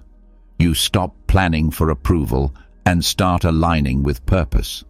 You stop asking, will they like this? And start asking, is this true to me? And that shift brings peace. Because now your direction isn't driven by attention, it's driven by clarity. This kind of clarity is contagious. Others feel it. They may not know what you're doing, but they sense something. They respect the quiet confidence, the steady focus, the discipline that doesn't ask to be seen. And when the results come, they're undeniable. Not because they're loud, but because they're real. They carry the weight of work done in silence, the depth of something built without noise, the proof of a path walked alone, step by step, without needing to explain it. This is the wisdom of not telling people your plans. It's not about secrecy, it's about strength. It's about letting go of the need to be seen and choosing instead to become. Because when the world is busy watching, you stay busy building. And when the time is right, the work speaks louder than any announcement ever could. Holding your plans in silence gives you a powerful kind of freedom. But what happens after the plan begins? That's when many fall into a quiet trap. They've said nothing for so long that once they start, they overcompensate. They begin explaining every move, every choice, every delay, not for clarity, but for reassurance. And without knowing it, they trade respect for comfort. This is where invisible self-sabotage begins. Over-explaining seems harmless. It feels like being open, like being responsible, like staying transparent. But under the surface, it often reveals something deeper: doubt. The more you try to make others understand you, the more power you lose. Not because explanation is wrong, but because the need to explain too much often comes from fear. Fear of being judged, fear of not being trusted, fear of being misunderstood. Every time you offer an unnecessary explanation, you send a message. I'm not sure this speaks for itself. And people can feel it. They may not say it out loud, but they start to sense a lack of certainty. Your confidence becomes diluted. Your decisions begin to feel conditional, as if you're waiting for permission. That energy spreads, and what was once grounded begins to shake. When you constantly explain yourself, you invite more questions than answers. The more details you give, the more room others have to pick things apart. You think you're clarifying, but you're creating openings, places where people can doubt, correct, or push back. And not everyone pushes with good intentions. There's a fine line between communicating clearly and oversharing. Clarity says what needs to be said. Oversharing fills the silence with insecurity. You repeat points. You go back over your reasoning. You justify things that don't need justification. And slowly, you begin to sound like you're convincing yourself more than anyone else. This creates a loop. The more you explain, the more you feel exposed. The more exposed you feel, the more you try to control the reaction. So you keep explaining, hoping to cover every angle. But real respect doesn't come from being fully understood. It comes from being fully centered. The people who hold attention the longest are not the ones who explain everything. They are the ones who know how to say just enough and stop. They speak with economy. They trust that their actions, their tone, and their presence say what words cannot. That trust in their own silence is what makes others listen more closely when they do speak. Mystery is not manipulation, it's discipline. It's the willingness to let others wonder, to let your work unfold without commentary, to be okay with not being perfectly interpreted. When you don't fill in every blank, you give people a reason to lean in, to observe more, to pay closer attention. And that attention, when earned in silence, carries far more weight than forced understanding ever will. There is also strength in letting misunderstanding pass without correction. Not every false assumption needs to be fixed. Not every missed point needs to be repeated. When you learn to let others be wrong about you without losing your ground, you reclaim energy. You stop chasing perfect perception. You begin walking in your own frame, not the one they build for you. Over-explaining also shows up in small habits. When you write, do you over-clarify every line? When you speak, do you repeat your reasoning even when no one asked? When you make a decision, do you immediately try to soften it by listing every reason why? These are all signs of a deeper pattern, the belief that your choices won't be accepted unless they are dressed in long explanations. But the truth is, decisions made with integrity don't need defense. They can be communicated clearly, directly, and then left alone. The more you practice this, the more people respect your word. Not because it's loud, but because it stands firm.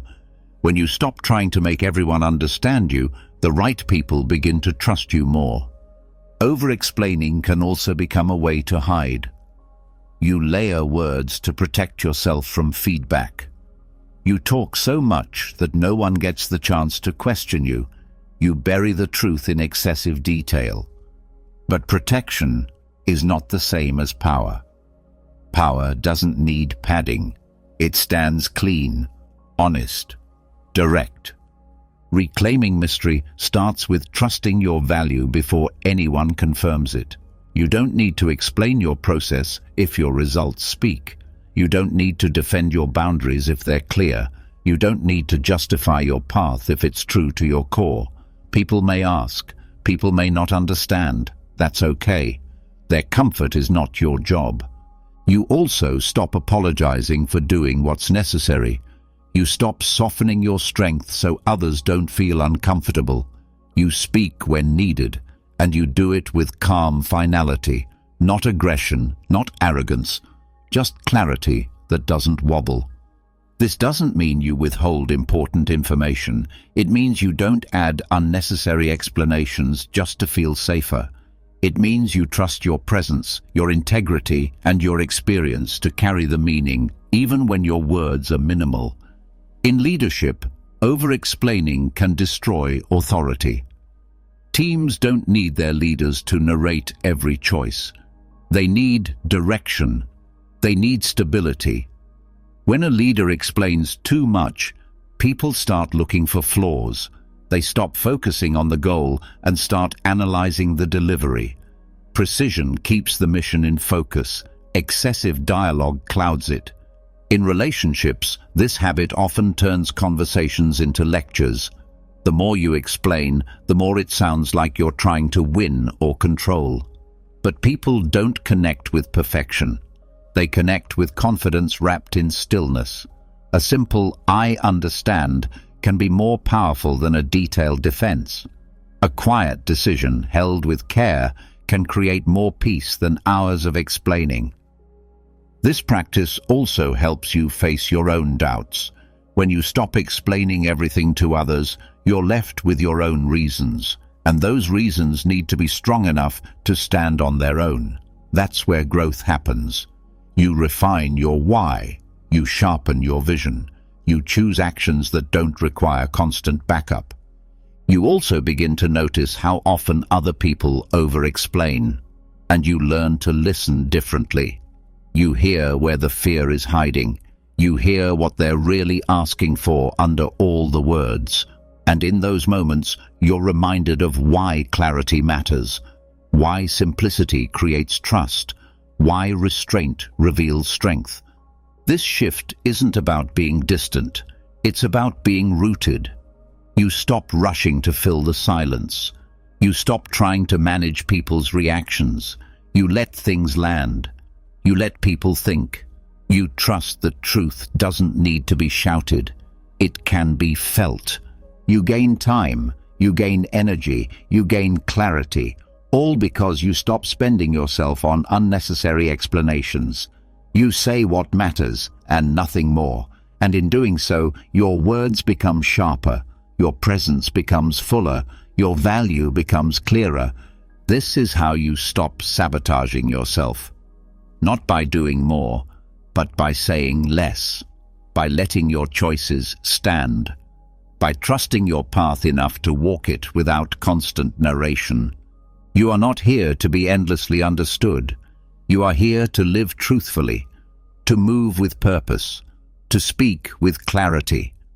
And sometimes, the most powerful statement you can make is silence, backed by action, shaped by conviction, held with peace.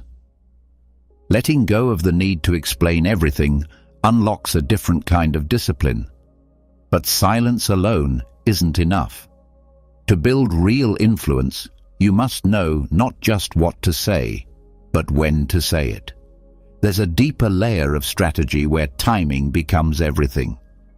The quietest person in the room is not always the weakest. In fact, they often hold the most power, not because they talk often, but because they know exactly when to speak. This is the skill of tactical withholding. Holding your voice isn't the same as hiding your voice.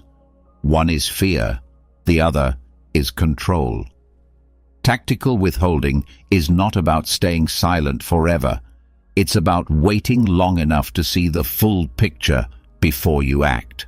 It's about stepping back, letting others reveal their thoughts, their mistakes, their motivations, and then speaking with clarity after the dust has settled. People who rush to speak often speak without knowing. They react, they guess, they want to be first. They confuse speed with sharpness, but in that rush, they miss something important. They give away their position before they understand the landscape. They lose their advantage before they've even begun. The Stoics understood this. They believed that power is not in always speaking, but in knowing when your words will matter most. When you hold back long enough, you watch how others behave under pressure. You see who speaks just to fill the space. You notice who needs to prove something. You learn who is thoughtful and who is impulsive. And that information becomes your edge. By speaking last, you give yourself the benefit of hearing everyone else's point of view.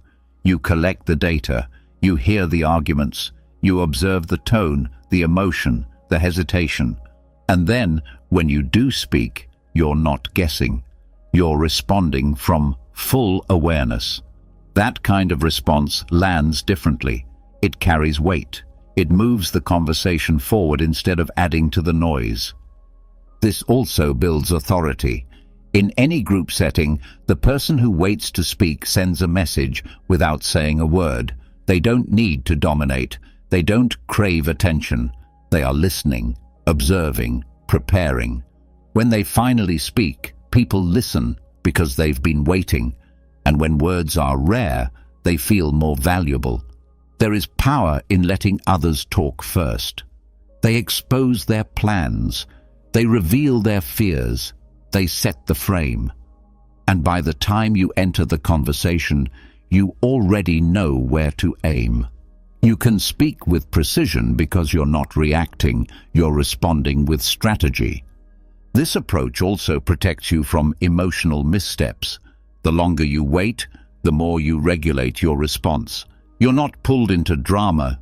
You don't say things you'll later regret. You let others use their energy while you conserve yours. That patience isn't weakness, it's strength under control. You also give yourself time to think. In meetings, in negotiations, in any situation where decisions carry weight, speaking too soon means you're basing your voice on partial information.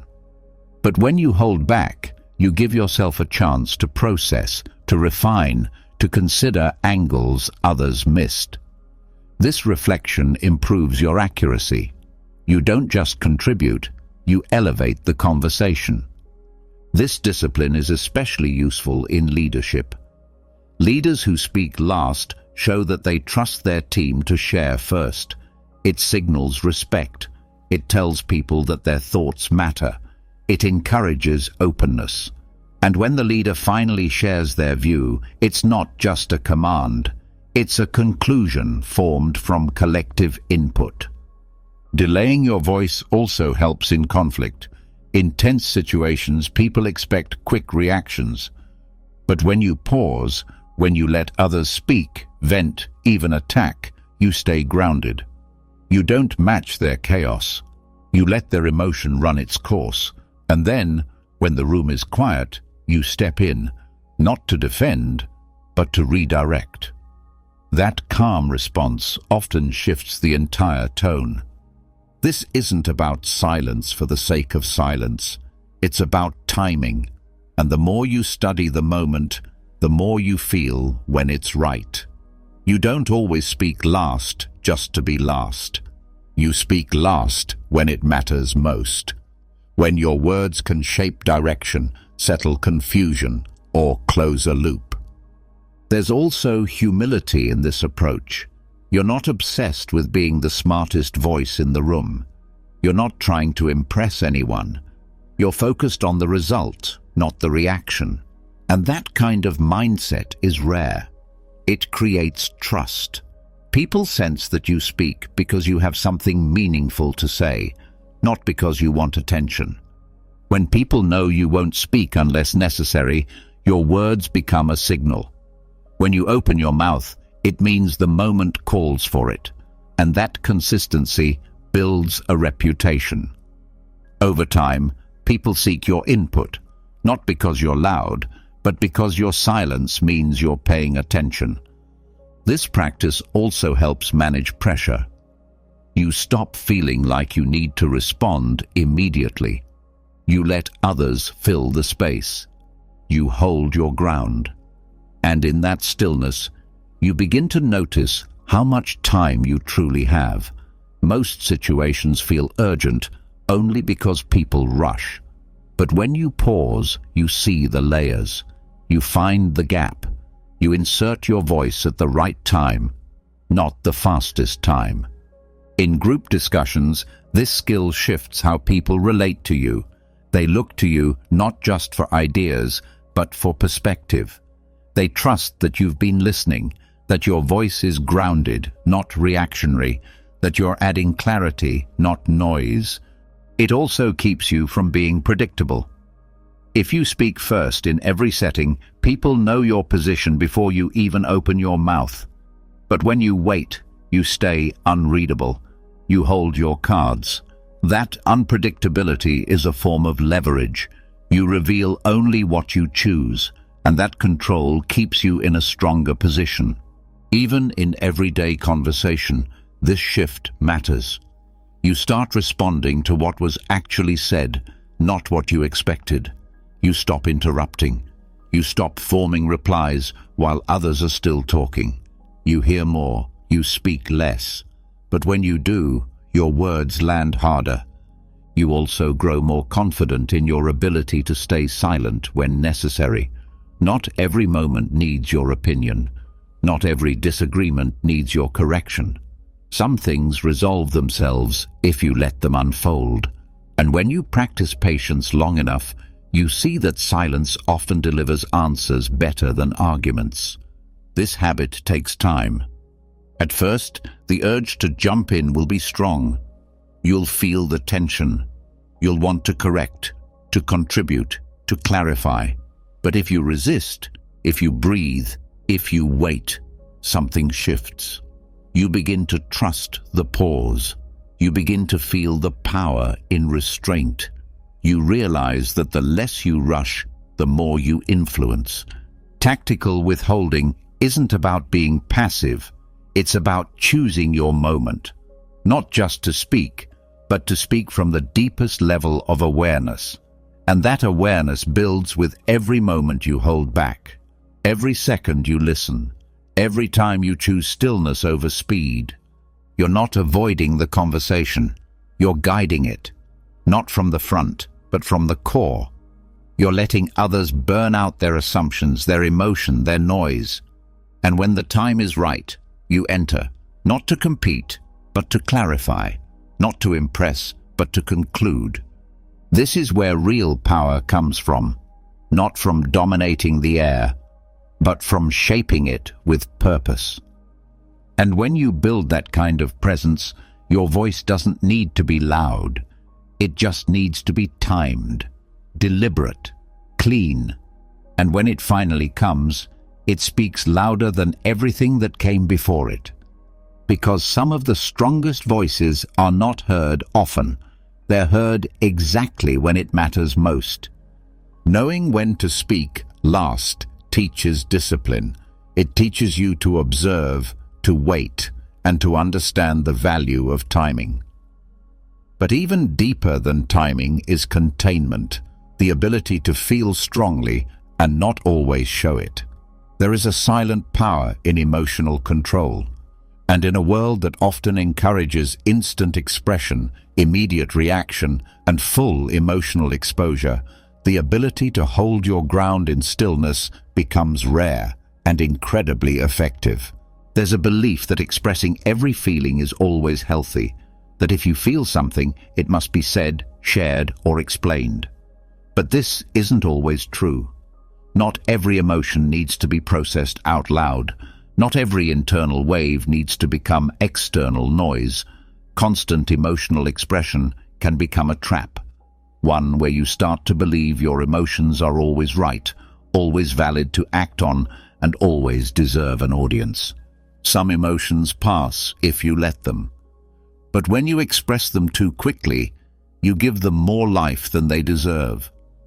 A thought that could have faded in silence becomes a conversation, a conflict, or a misunderstanding, not because it was important, but because it was given volume. Expression is not always clarity. Sometimes it is just a distraction dressed as truth. When you practice stillness, you create space between feeling and action. You let emotions move through you instead of out of you. You notice them, but you don't bow to them. You can feel sadness without collapsing. You can feel anger without attacking. You can feel disappointment without projecting it onto someone else. That kind of stillness doesn't make you cold. It makes you wise. Expression should be chosen, not automatic. You don't lose anything by not sharing every emotional thought that passes through you. In fact, you gain composure. You gain space to reflect. You gain the ability to choose your words carefully or to not speak at all. And from that space, better outcomes grow. This doesn't mean shutting down or pretending to be unaffected. It means choosing to carry your emotions quietly while they form into something useful. A lesson, a decision, a new understanding. But if you speak too early, before the emotion has settled, you risk speaking from a place of confusion. You create reactions instead of resolution. Stillness is also protection. When you hold your emotional world with care, you stop giving others a weapon they can use against you. You're not hiding, you're preserving. You're not distant, you're discerning. Not everyone deserves access to your raw emotions. Not everyone is capable of holding them well.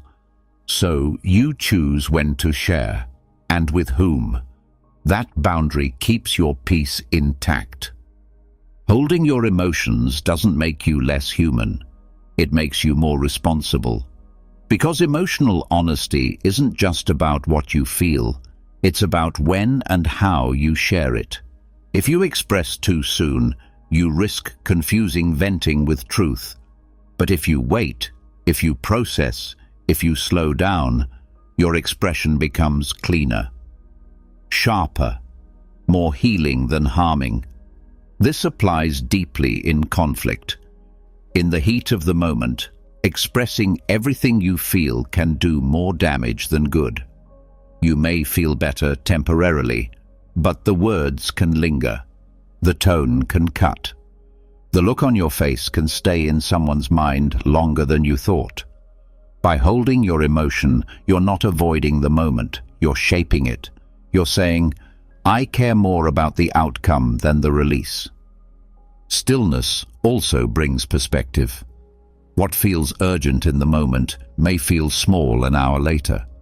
What felt like betrayal may simply be misunderstanding. And without immediate expression, you give truth a chance to surface. You let emotion cool so that wisdom can step in. This discipline doesn't require suppression. You don't push emotions away. You feel them fully. You sit with them. You observe how they rise, where they land in your body, what thoughts they trigger. But you hold your ground. You don't rush to translate them into words. You don't act until you understand.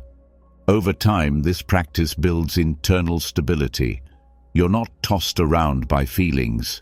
You stop fearing your emotional waves because you know how to ride them without letting them crash everything around you. You become your own anchor, not by force, but by presence.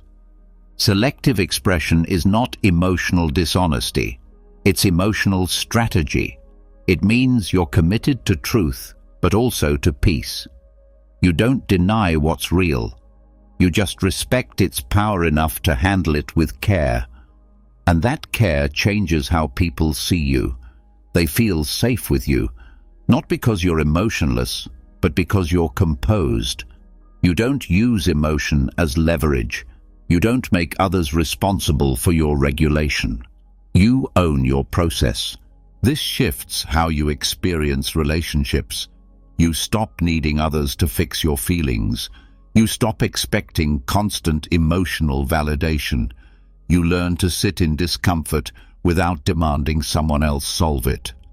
And because of that, you become a calmer presence in the lives of others. Someone who can witness without reacting. Someone who can speak without raising tension. This also sharpens your self-awareness. When you stop rushing to express, you begin to ask better questions. Why do I feel this? What does it mean? What triggered it? Is this rooted in now or in something old? And the answers to those questions make your emotional world more understandable, more manageable, and more honest. Stillness becomes strength. You carry yourself with a sense of balance that doesn't need performance. You don't need to announce your feelings to feel them. You don't need to break down to be seen. Your quiet becomes your authority, and your ability to wait becomes your clarity. In moments of pressure, that calm is contagious. Others might panic, but you hold the room. Not because you're numb, but because you've practiced stillness long enough to know when speaking adds value and when it adds noise. There's also dignity in privacy. You don't owe everyone an explanation of your inner life. You don't have to share every shift in mood. You don't need to narrate your every reaction. Some things are yours to carry quietly, not out of fear, out of respect for your own process. This quiet strength allows you to choose your audience wisely. When you do decide to speak, it's because you've decided it serves a purpose. Because you trust the space. Because the moment calls for truth, not just release. And in those moments, your words hold weight because they've been filtered through presence, not pressure. The world often rewards loudness, but real depth rarely comes from volume. It comes from knowing what to say, when to say it, and, more importantly, when to keep it for yourself. You begin to notice that people who express everything tend to feel scattered. They live in reaction. They speak from rawness. They confuse vulnerability with impulsiveness. But the ones who build peace speak less often, but more powerfully, because their words are chosen, their timing is thoughtful, and their emotions, though felt deeply, are carried with wisdom. Stillness doesn't mean coldness. It means warmth with direction. It means fire under control. It means not letting a passing emotion burn down something permanent. You don't deny sadness. You just don't turn it into blame. You don't avoid anger. You just don't let it speak for you. You don't suppress hurt. You just allow space between the pain and your response. This space is where maturity lives. This space is where growth happens. Not by ignoring what you feel, but by holding it with respect. And the more you live this way, the more you trust yourself. You no longer fear your feelings. You welcome them. You feel them. But you don't let them lead. You lead them. That shift is what sets you apart. That calm in the storm. That pause before the reply. That grace under pressure. Not because you're perfect, but because you're present. That's the gift of stillness. And in a noisy world, it's one of the most powerful things you can carry. Stillness teaches you to hold emotion without letting it spill everywhere. It gives you the strength to feel deeply without losing direction. But the place where this control matters most is not in solitude. It's in connection. Where words carry the most weight is in the space between two people who care. And sometimes, in those moments of tension and closeness, what keeps the bond intact is not what you say, but what you choose not to. There are points in every relationship where silence becomes a form of protection, not avoidance, not suppression, but sacred restraint, a conscious decision not to let temporary emotion create permanent damage. This is not about bottling up what needs to be shared. It's about knowing that in certain moments, speaking will only add fuel. That timing, tone, and presence mean more than being right or getting it off your chest. The mistake most people make is assuming that love gives permission to speak freely at all times. That closeness erases the need for restraint. But the truth is, the people we're closest to are also the most vulnerable to our words. They trust us more, which means they feel our tone more deeply. They absorb our judgment faster. And when we lose control, even for a moment, the pain we cause cuts sharper than it would coming from anyone else. This is where silence becomes service. You stay quiet, not because you don't care, but because you care enough to protect the space between you. You hold your tongue not out of fear, but out of respect. You choose stillness because the words that want to come out in that moment might be more about your reaction than the truth. And you don't want to punish someone for standing too close when you're in pain. Restraint creates space to calm down. It stops the cycle before it spins out. One raised voice often leads to another. One accusation turns into two. One sharp word plants a seed that can grow into resentment even after an apology. But silence gives room for emotion to settle, for thought to return, for something better than reaction to take its place. There's power in learning to walk away when you feel your words becoming weapons, to step outside, to take a breath, to say, "I need a moment," and mean it. Not to avoid the issue, but to face it from a better place. Because the goal is not to win, it's to understand. And that rarely happens in the heat of the moment. This discipline is not easy. You'll feel the pull to defend yourself, to explain your side, to match their tone. But if you've practiced emotional stillness, you'll recognize the moment. You'll see that your first impulse is often the one that does the most harm, and you'll have the strength to stop, to listen, or to wait. You'll also learn that many arguments are not about the topic being discussed. They're about energy, timing, old wounds, misunderstood tone. When you don't react immediately, you give yourself the chance to notice what's really going on. You might realize the other person isn't angry at you. They're tired, stressed, scared. You might realize you're not really upset with them. You're projecting something else. And when you see this, everything softens. Restraint lets both people stay human. When you give space, the other person feels it. They feel you're not trying to control the moment. They feel you're not forcing understanding. And that trust builds safety.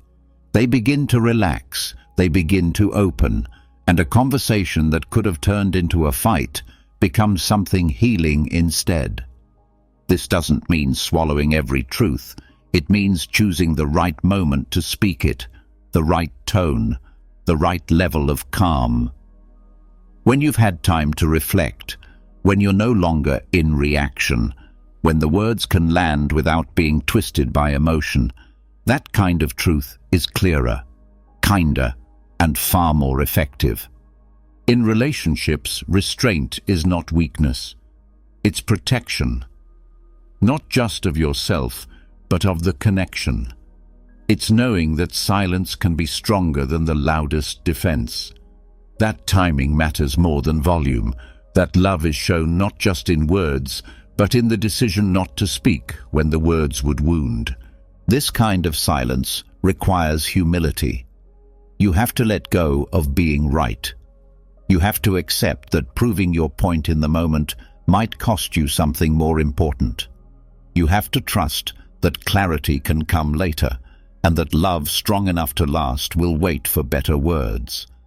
Restraint also keeps you from making your partner the enemy. In moments of emotional heat, it's easy to turn the person you care about into a target. You stop seeing them as a partner and start seeing them as the cause of your pain. But when you hold your reaction, you remember you're on the same team. The problem is not the person. The problem is the disconnection, and your restraint is the first step back toward unity. You also stop saying things just to feel powerful. Sometimes we want to say something that will land, something that hits back, something that leaves a mark. But real love isn't about leaving marks. It's about creating space where both people can feel safe, where words aren't used to win, but to heal. This doesn't mean being passive. It means being wise. You speak when your words can build, not just when they can break. You say what's true, but you wait until the emotion behind it has cooled enough to reveal the truth clearly. You speak from understanding, not from pain. And when it's time to talk, you don't hold back from honesty, but you've let the silence shape your delivery. You speak from a place of clarity, not chaos. And because of that, your partner can hear you. They're not defending. They're not resisting. They're listening. And that's what turns communication into connection. Stillness in relationships isn't cold distance. It's active care. It's taking responsibility for your energy before you ask someone else to hold it. It's pausing before you turn a moment of pain into a pattern of conflict.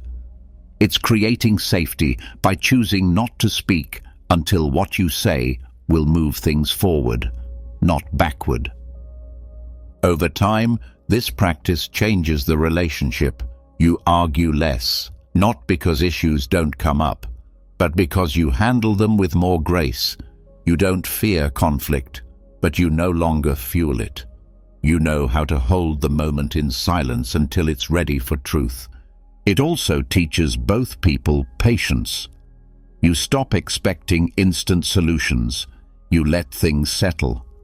You learn how to sit with discomfort without needing to fix it immediately. That space becomes a container for maturity, for shared growth, for better understanding.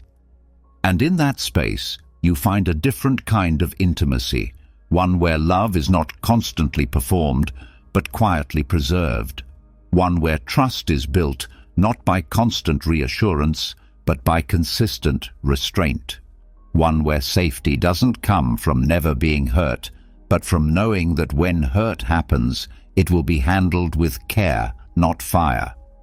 This doesn't happen by accident.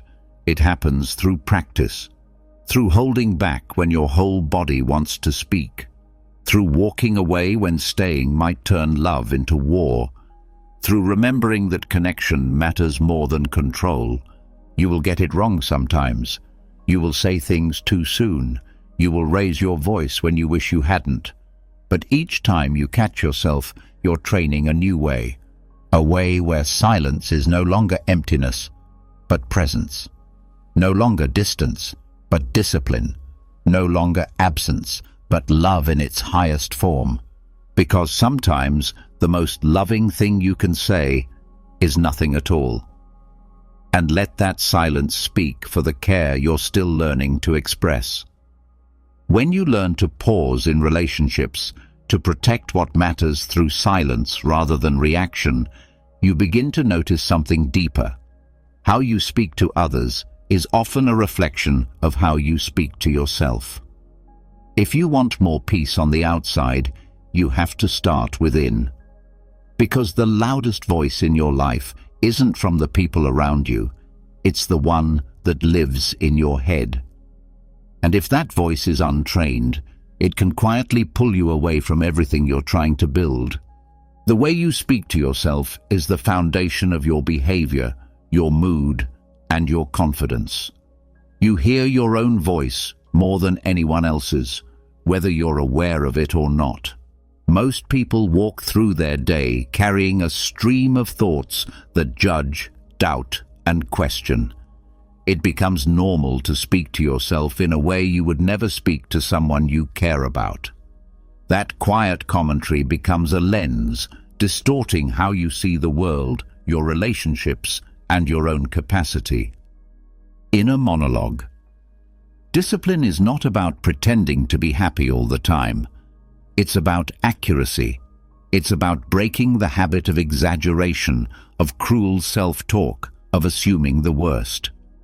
When your internal voice constantly tells you that you're behind, that you're not good enough, that you'll fail again like last time, your nervous system doesn't know it's just talk.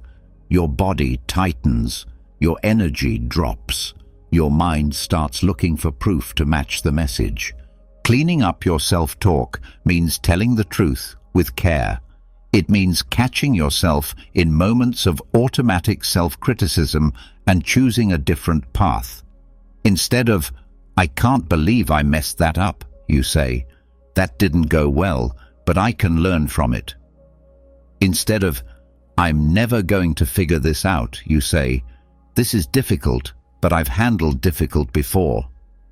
The words shift from judgment to responsibility, from attack to reflection. This shift isn't about becoming delusional. It's about replacing lazy thinking with honest, productive thought. Negative inner speech often takes the easy way. It makes generalizations. It repeats the past. It speaks in absolutes. but discipline forces you to slow down and be more precise. What really happened? What can be done now? What is actually true? Most people think of discipline as action, waking up early, finishing what you start. But mental discipline starts before any of that. It starts with thought. Because if your internal voice is constantly working against you, every external effort will be heavier. You may still make progress, but it will feel like a battle you're always losing just beneath the surface. Changing this voice starts with awareness. You begin listening to your own thoughts as if they belong to someone else. You notice how often your words are critical instead of constructive, how often you replay mistakes instead of learning from them, how often you imagine failure instead of planning calmly. That awareness is the first step to gaining control. Then you begin to replace the tone. You don't try to force positivity. You don't fake confidence. You train accuracy with compassion. You say what is true, and you say it in a way that moves you forward. I feel stuck right now is honest. I'm worthless is not. I'm tired today is real. I'm lazy is not. One builds clarity, the other feeds shame. This practice doesn't make problems disappear. It makes them easier to face.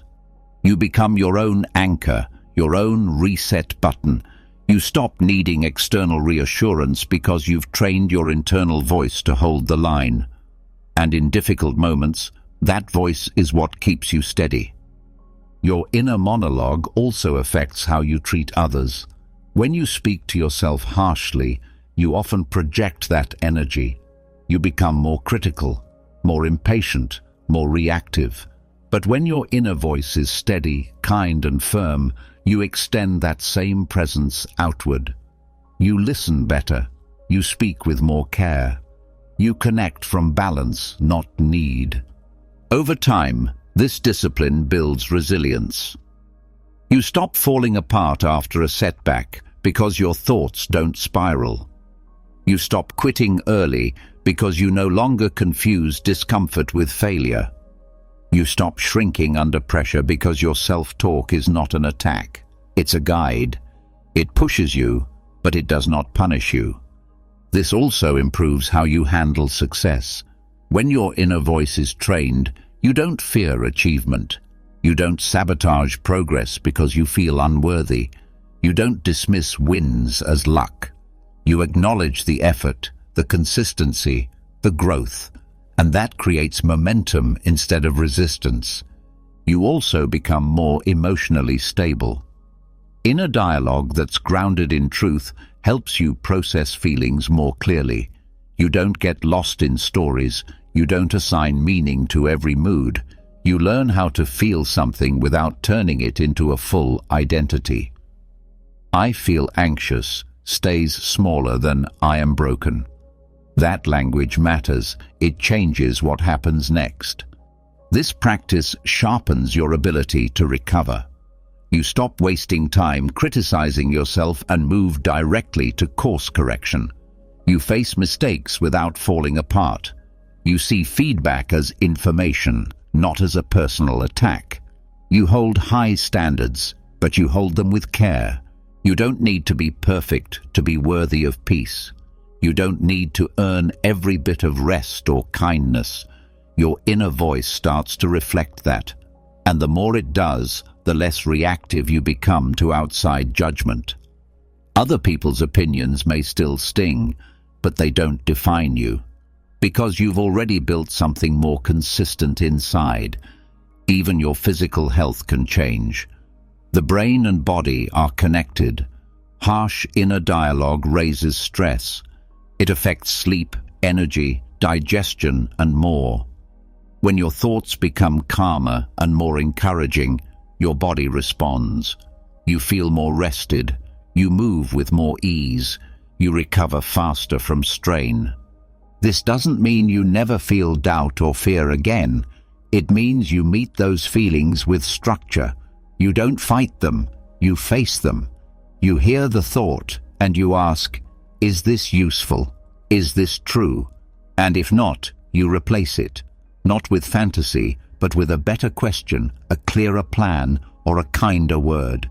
And when life gets hard, and it will, you don't collapse. You don't turn against yourself. You don't look in the mirror and see only flaws. You look and see someone who is still learning, still growing, still standing, because the voice inside you now sounds like someone you can trust. Inner monologue. Discipline is not a one-time fix. It's a daily reset, a choice you make in small moments, when you drop something, when you're late, when you forget a task, when someone doubts you. Instead of slipping into self-hate or fear, you choose calm correction. You choose ownership without cruelty. And every time you make that choice, your internal voice becomes stronger, more grounded, more loyal, and it follows you into every part of life. Work becomes more focused, relationships become more honest, self-respect grows deeper. You speak better to yourself, so you begin to live better, think better, lead better. And none of it is loud or dramatic. It's quiet, simple, consistent. That's how transformation happens, from the inside out, not with perfect conditions, not with outside praise, but with a steady voice that says, "I've got you. Let's keep going. One step at a time, no shame, just truth, just growth." Because when your inner voice changes, everything else does too. When your inner voice becomes clearer, calmer, and more disciplined, the world outside begins to feel different too. But sometimes, to maintain that clarity, you need space, not just quiet moments in your day, but full withdrawal. Not out of sadness or weakness, but from the strength of knowing when to step back and reset. In a world where constant connection is mistaken for importance, walking away briefly can be the most powerful choice you make. Social withdrawal is often misunderstood. People assume that stepping away means something is wrong, that solitude equals loneliness, that distance means disconnection. But there is a type of solitude that restores rather than isolates. It is chosen, not forced. It is not escape. It is return. A return to your own thoughts, to your rhythm, to your priorities. It is a pause designed to recalibrate.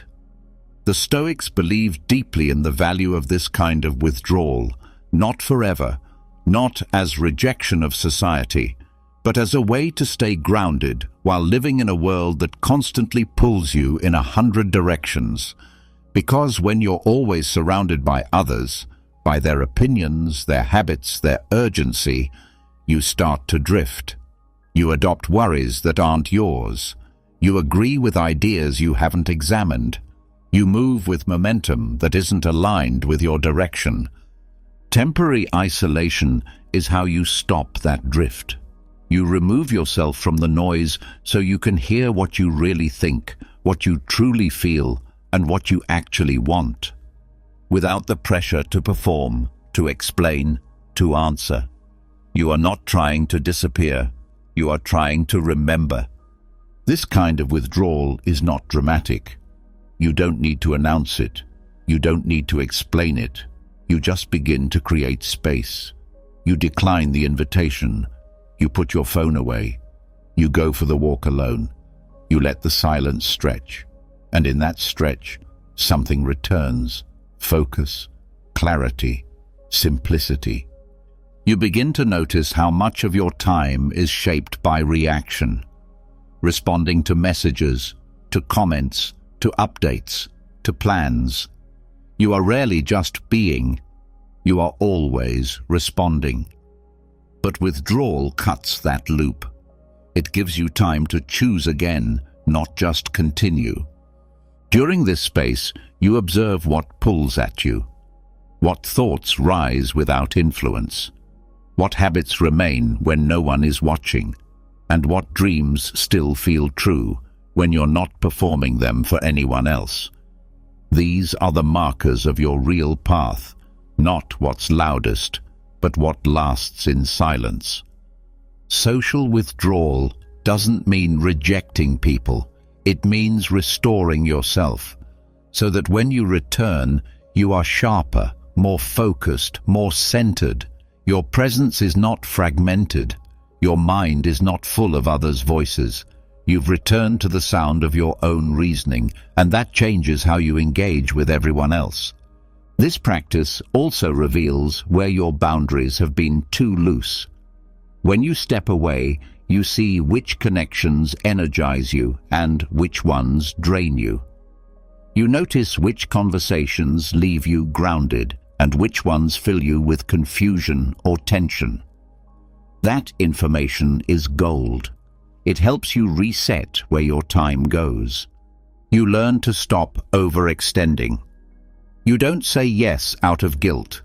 You don't answer messages out of fear of missing out.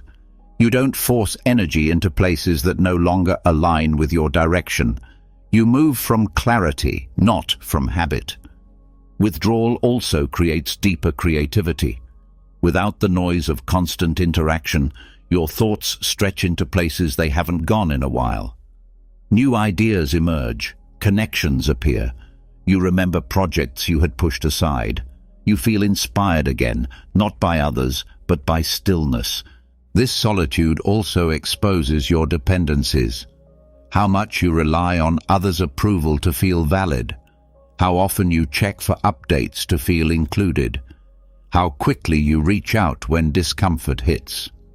Withdrawal removes the shield of social reinforcement, and what's left is a clearer view of where your confidence is built and where it needs work. But this kind of self-inquiry is not painful. It's empowering, because once you see your patterns, you can change them. You stop being owned by distraction. You start choosing where your energy goes, who gets access to you, and how you show up when you're around others. This space also resets your nervous system. Constant social interaction, especially digital, activates parts of your brain that never rest. You're always slightly alert, slightly on guard. Withdrawal allows your body to come down. Your breath deepens, your thoughts slow. You move from reaction into reflection. In this state, you begin to think in longer arcs. You stop obsessing over the next hour and start reflecting on the next season of your life. You see what needs to change, not just immediately, but deeply.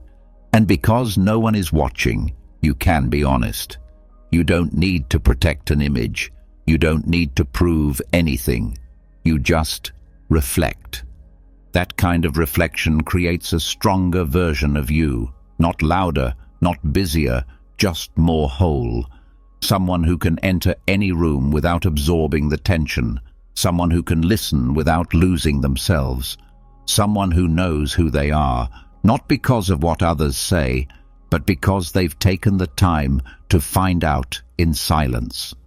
This practice doesn't require a mountain cabin or a retreat. It can start today, by claiming 1 hour without noise, 1 evening without distraction, 1 weekend without responding. Not because you're shutting the world out, but because you're tuning back into yourself. The effects of this are not temporary. The insights you gain stay with you. The calm becomes your baseline. The clarity changes your decisions. And when you re-engage with others, you don't come back overwhelmed. You come back rooted. People will feel the difference. You won't be as reactive. You won't be as easily pulled into gossip, urgency, or comparison. You'll move slower, but with more certainty. You'll listen more, but speak with more impact. You'll give less of your time away, but offer more presence when you do. This isn't about becoming isolated. It's about becoming selective. You've trained yourself to filter noise. You don't need constant input. You don't need constant approval. You've built a space within that holds you steady. And from that space, your relationships improve, because you're not coming into them needing to be filled. You're coming in already full. Your silence has already reminded you of your worth, your direction, your truth. That is the purpose of withdrawal, not to hide, but to return stronger. Not to run away, but to stand still long enough to hear what matters. And when you can hear it again, you know where to go next. Not because the world told you, but because your own voice finally had room to speak. Coming out of purposeful withdrawal, you carry with you a quieter mind and a sharper lens. The noise fades, the distractions lessen, and a more grounded version of yourself begins to lead. But this new inner clarity brings with it a surprising challenge: how to handle the pressure to speak on everything. In a world where everyone rushes to have a take, share a thought, or be the first to respond, there's a quiet strength in learning to say something few are willing to admit: I don't know. There is a strong pull to be seen as knowledgeable, to be the one who always has insight, the one who never hesitates. But constantly offering opinions can become a mask, a way to avoid the discomfort of uncertainty, a way to feed the ego instead of feeding the truth. Because the more you speak about things you haven't fully studied or deeply experienced, the more your credibility becomes built on sand. The mind loves certainty. It craves the safety of a confident statement. But real wisdom grows from restraint, from being willing to pause before you speak, from the humility to say, I need to learn more before I give a view. That sentence is not weakness, it is honesty. And in many situations, it is the most powerful response you can give. When you give opinions too easily, you stop learning. You become more focused on being heard than on discovering what's real. You start speaking from assumptions instead of from experience. Over time, that habit creates a barrier between you and truth. You stop asking deep questions. You stop listening. You stop growing. The danger of habitual opinion giving is that it slowly replaces curiosity with conclusion. It makes you think you've reached a level of knowing that doesn't require exploration anymore. And that's where ego thrives. Ego doesn't want to look foolish. It doesn't want to be quiet while others speak. It wants to lead the conversation, even if it has nothing useful to say. Saying, I don't know, interrupts that cycle. It resets the ego. It opens a door to understanding. It creates space for a real answer to arrive. And in that space, respect grows, not because you knew everything, but because you were honest enough not to fake it. People often confuse silence with incompetence, but true presence doesn't need constant commentary. It watches, it waits, it listens deeply. And when it finally speaks, it says something that adds clarity rather than clutter. The habit of constantly having a take on everything damages your presence. Others begin to expect noise instead of value. Your words lose weight. They blend into the background.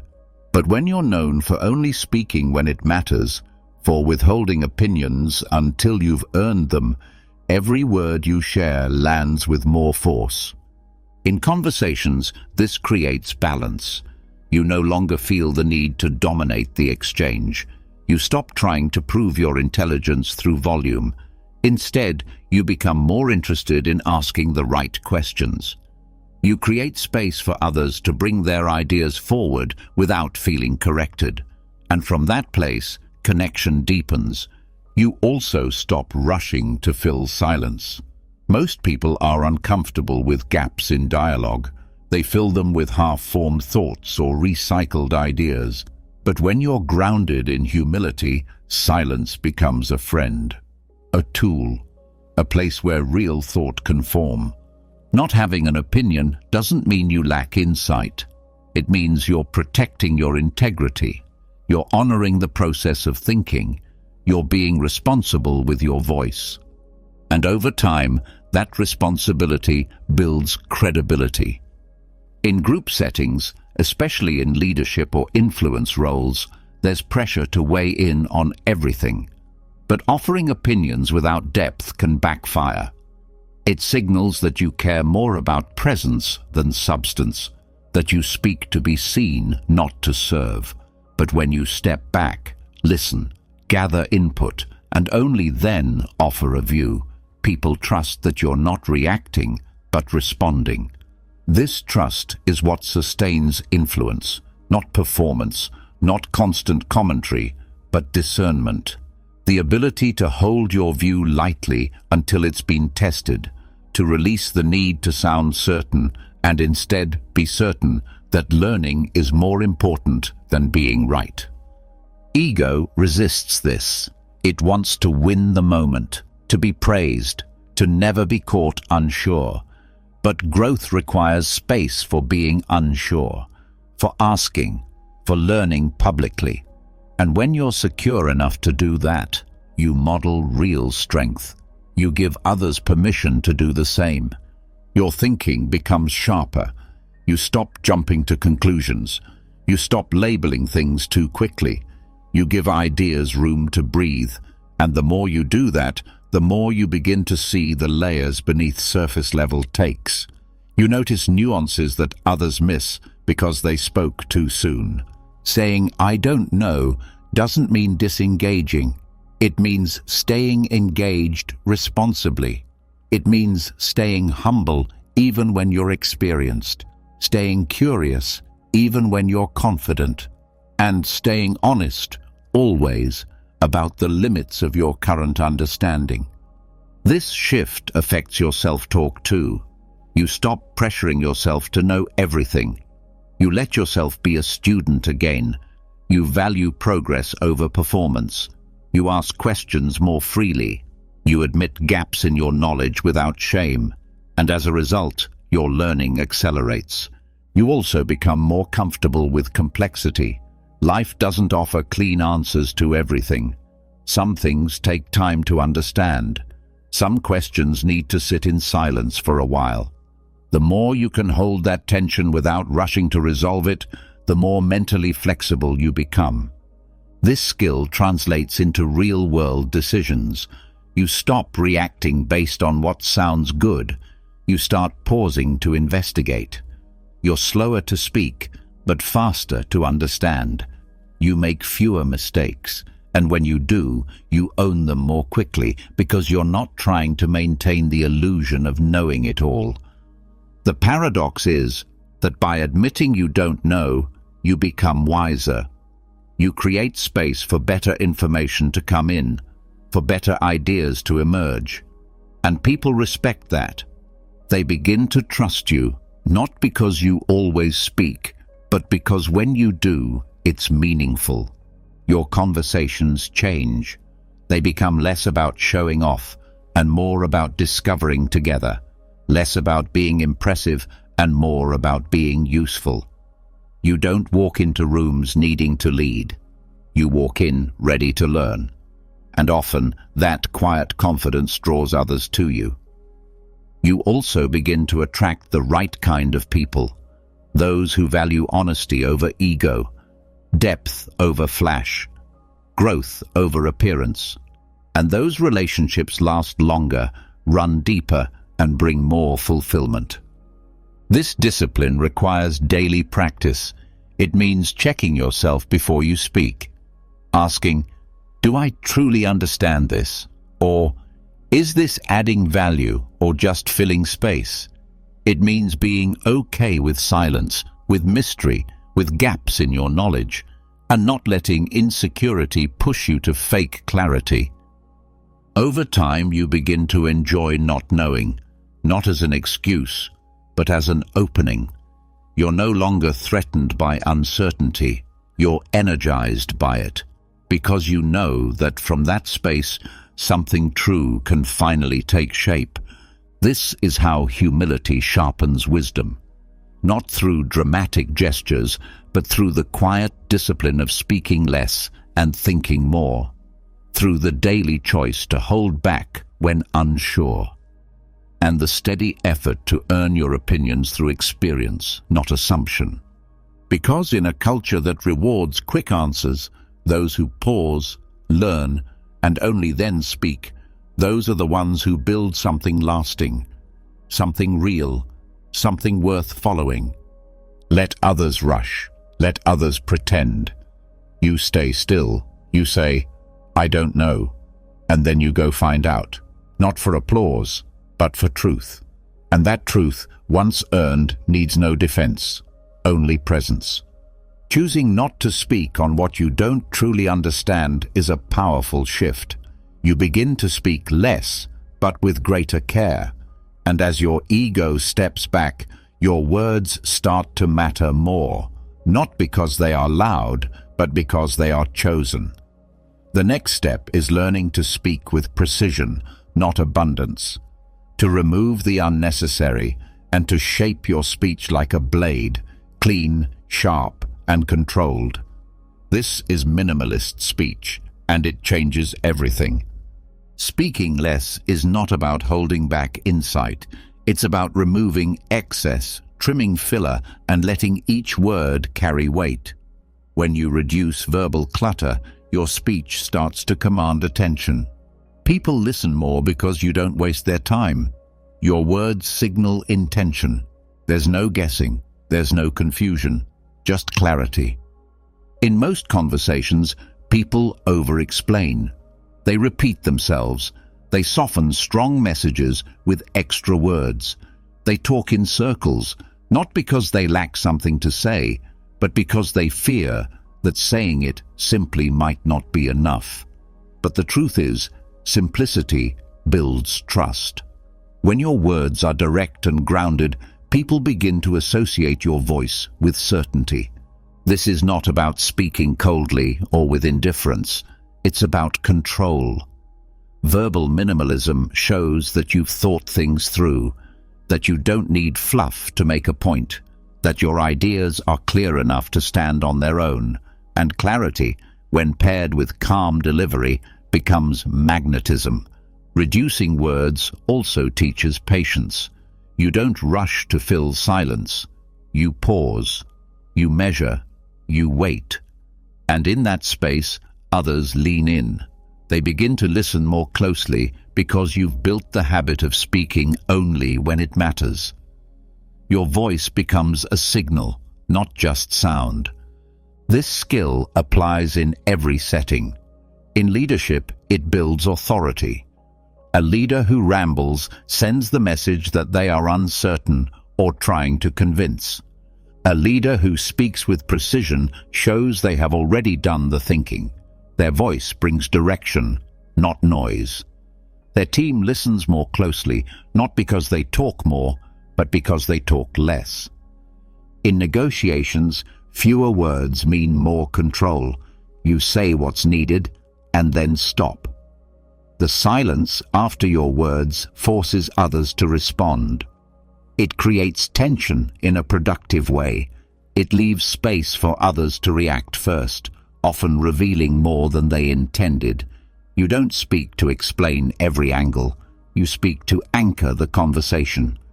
In relationships, minimalist speech brings calm. It reduces misunderstandings.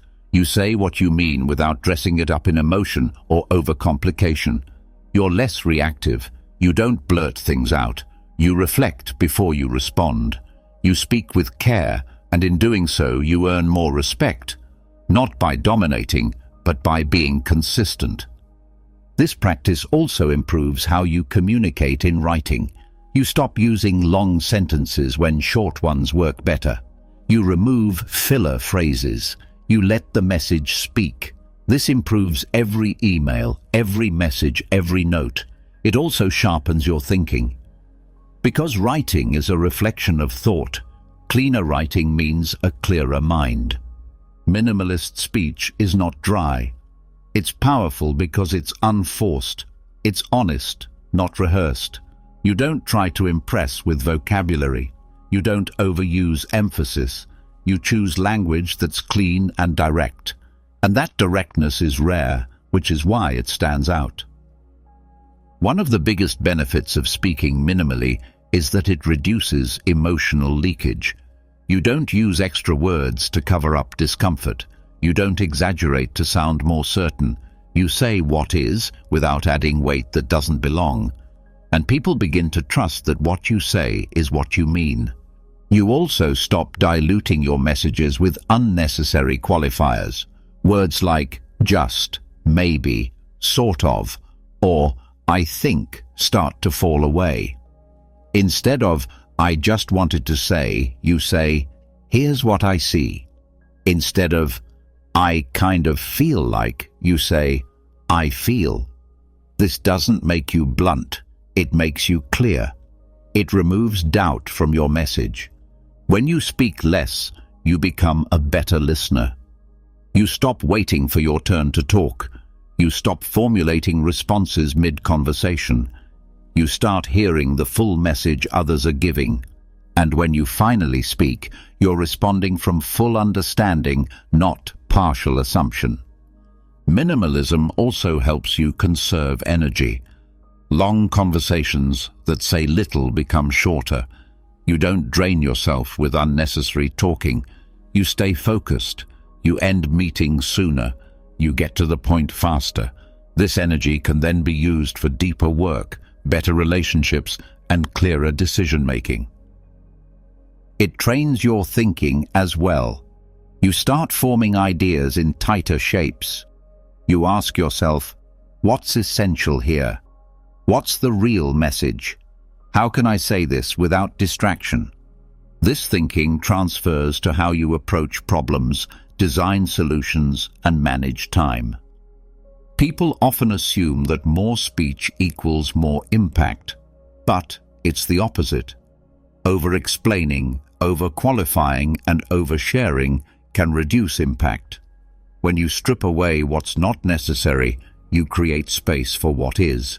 You trust your words to stand on their own, and others do too. This way of speaking also earns more room in tense situations. When people know you don't talk just to talk, they give your voice more attention. When you finally do express a disagreement or concern, it carries more weight. You don't need to raise your volume to be heard. The content of your message is enough. It also lowers misinterpretation. The fewer words you use, the harder it is to twist your meaning. There's no excess to distort. This reduces conflict. It makes your interactions more productive. You spend less time clarifying, correcting, and restating. This shift doesn't require perfection. It requires commitment to clarity. You start small.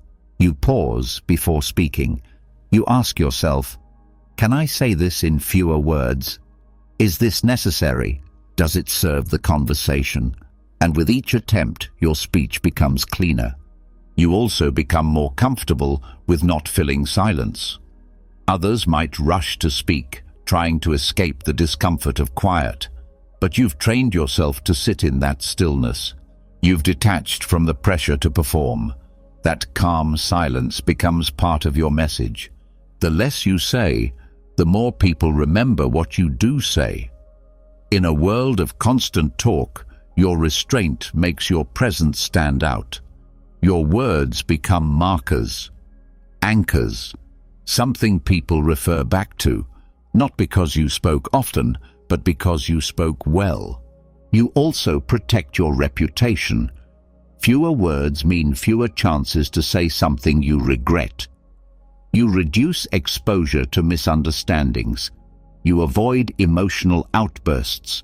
You show discipline, not just in thought, but in delivery. This doesn't make you passive. It makes you effective. It doesn't make you invisible. It makes you intentional. And the more intentional your speech, the more people lean into what you're really saying. They know it's been thought through. They know it's rooted. Minimalist speech becomes a personal brand.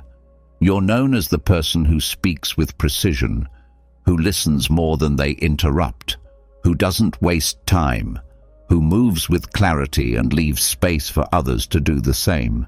This way of speaking also brings peace. You're no longer caught in loops of trying to impress or over-explain. You trust your presence. You trust your thoughts. You know that your value doesn't increase with volume. It increases with awareness. Minimalism in speech is discipline in motion. It's how you communicate respect for yourself, for others, and for the time you all share. You don't talk over people. You don't fill silence with noise. You don't chase validation through conversation. You speak when it counts. And when you do, it lands. Because your words are not just heard, they're felt. They are few, but they are full. And that fullness commands more than any excess ever could. As you begin speaking less, but with more clarity, you naturally start noticing something deeper. How much of what we say is not about sharing truth, but about being seen.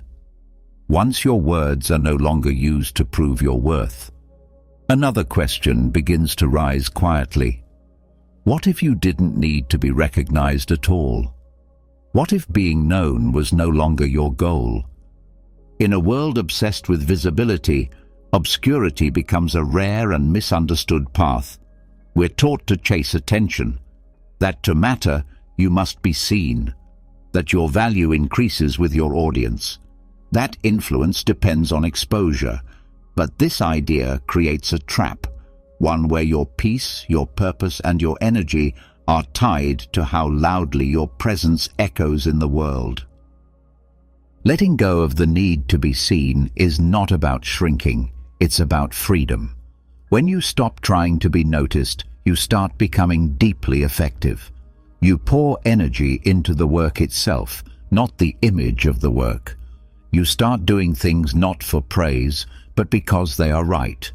Your sense of fulfillment moves from the external to the internal, and that shift gives you back your power. Constantly seeking to be noticed drains you.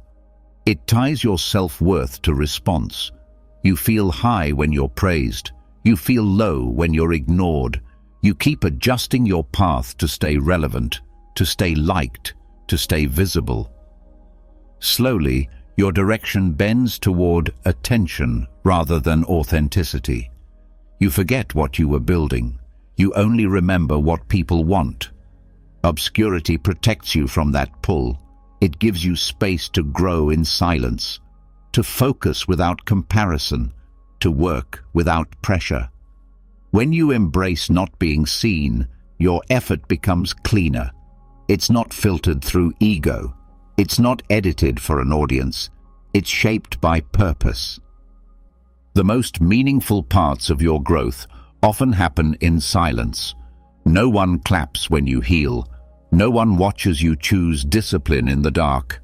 No one celebrates your quiet breakthroughs. But that doesn't make them less real. It makes them more real, because they're not for show. They are for you. There is honor in not needing applause. You walk your path, knowing most won't notice. You do the hard thing, even when no one sees it. You build something that might never be trending, but will always be true. And that kind of work lasts. When you let go of the need to be known, you stop measuring your life by likes, by followers, by public praise. You measure it by alignment, by clarity, by how deeply you're living the values you've chosen. And in that, there is peace. This doesn't mean hiding forever. It means learning to be full even in quiet, to be content without being celebrated, to know that your value doesn't depend on recognition. The more you practice this, the more stable you become. You're no longer shaken by being overlooked. You no longer fear not being included. You're not building for visibility. You're building for meaning.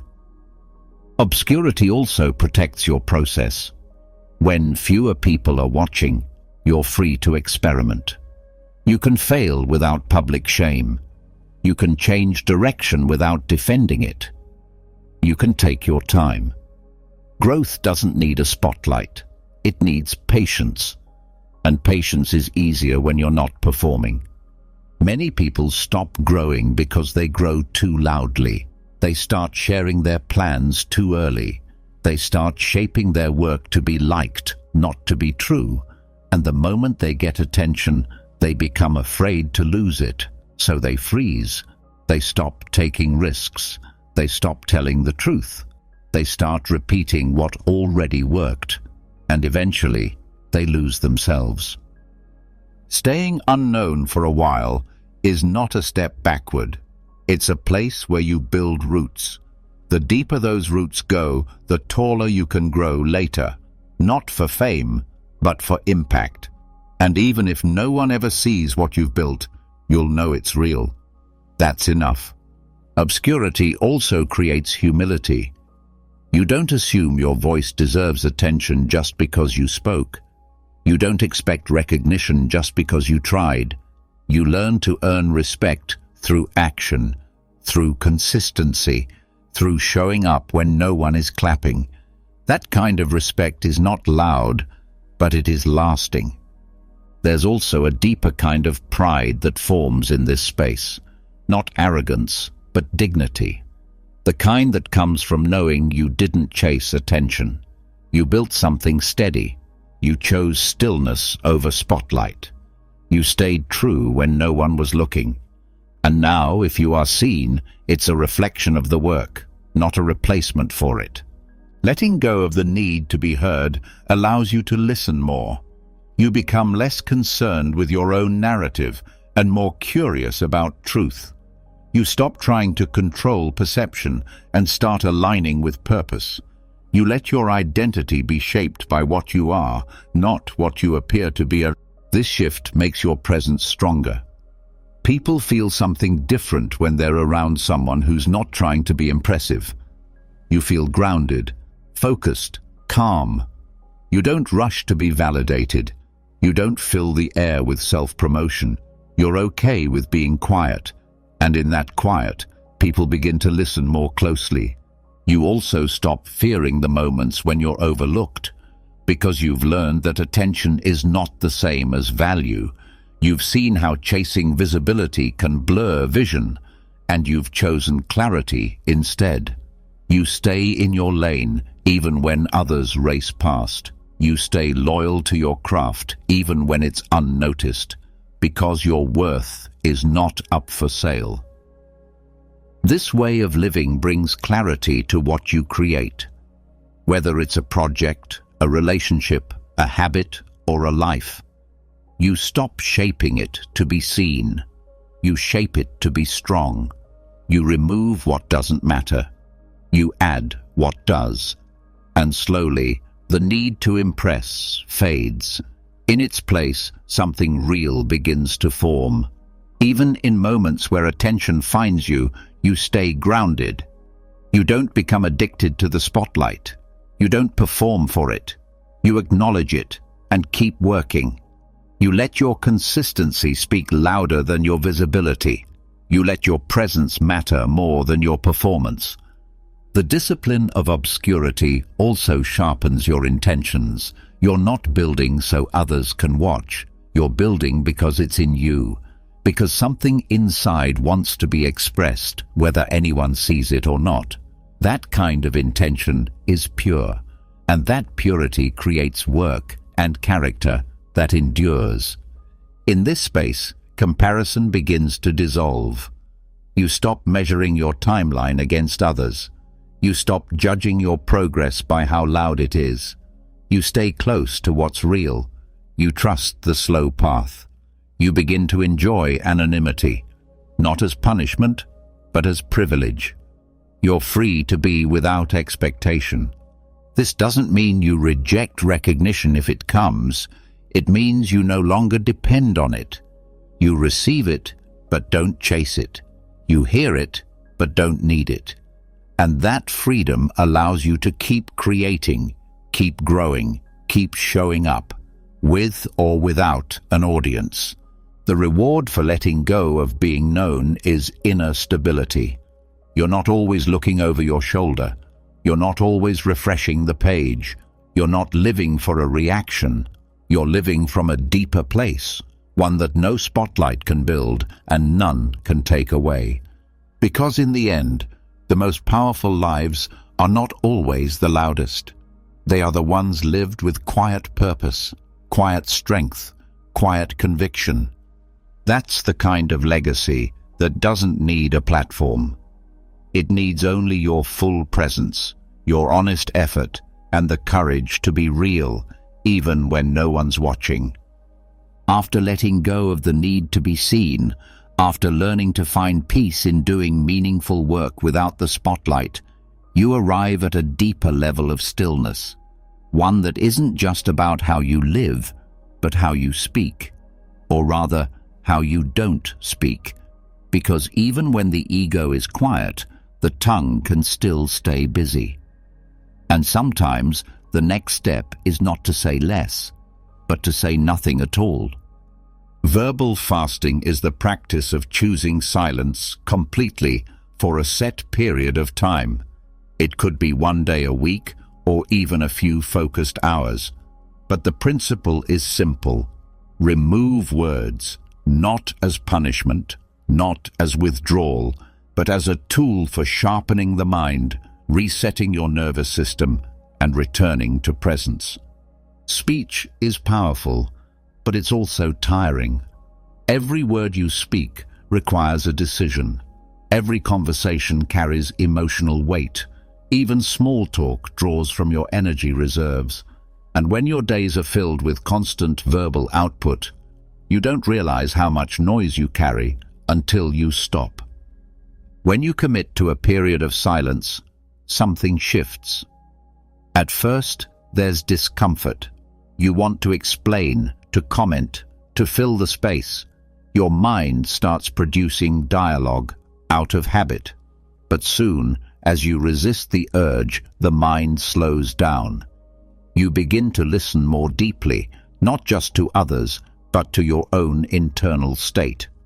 Thoughts that once passed unnoticed now rise to the surface. Feelings that were blurred by noise become clear. In this silence, your thoughts become sharper. You notice the way your mind leaps from one idea to the next. You start to observe the patterns, how quickly judgment forms, how often you want to interrupt, how much of your speech is habitual rather than intentional.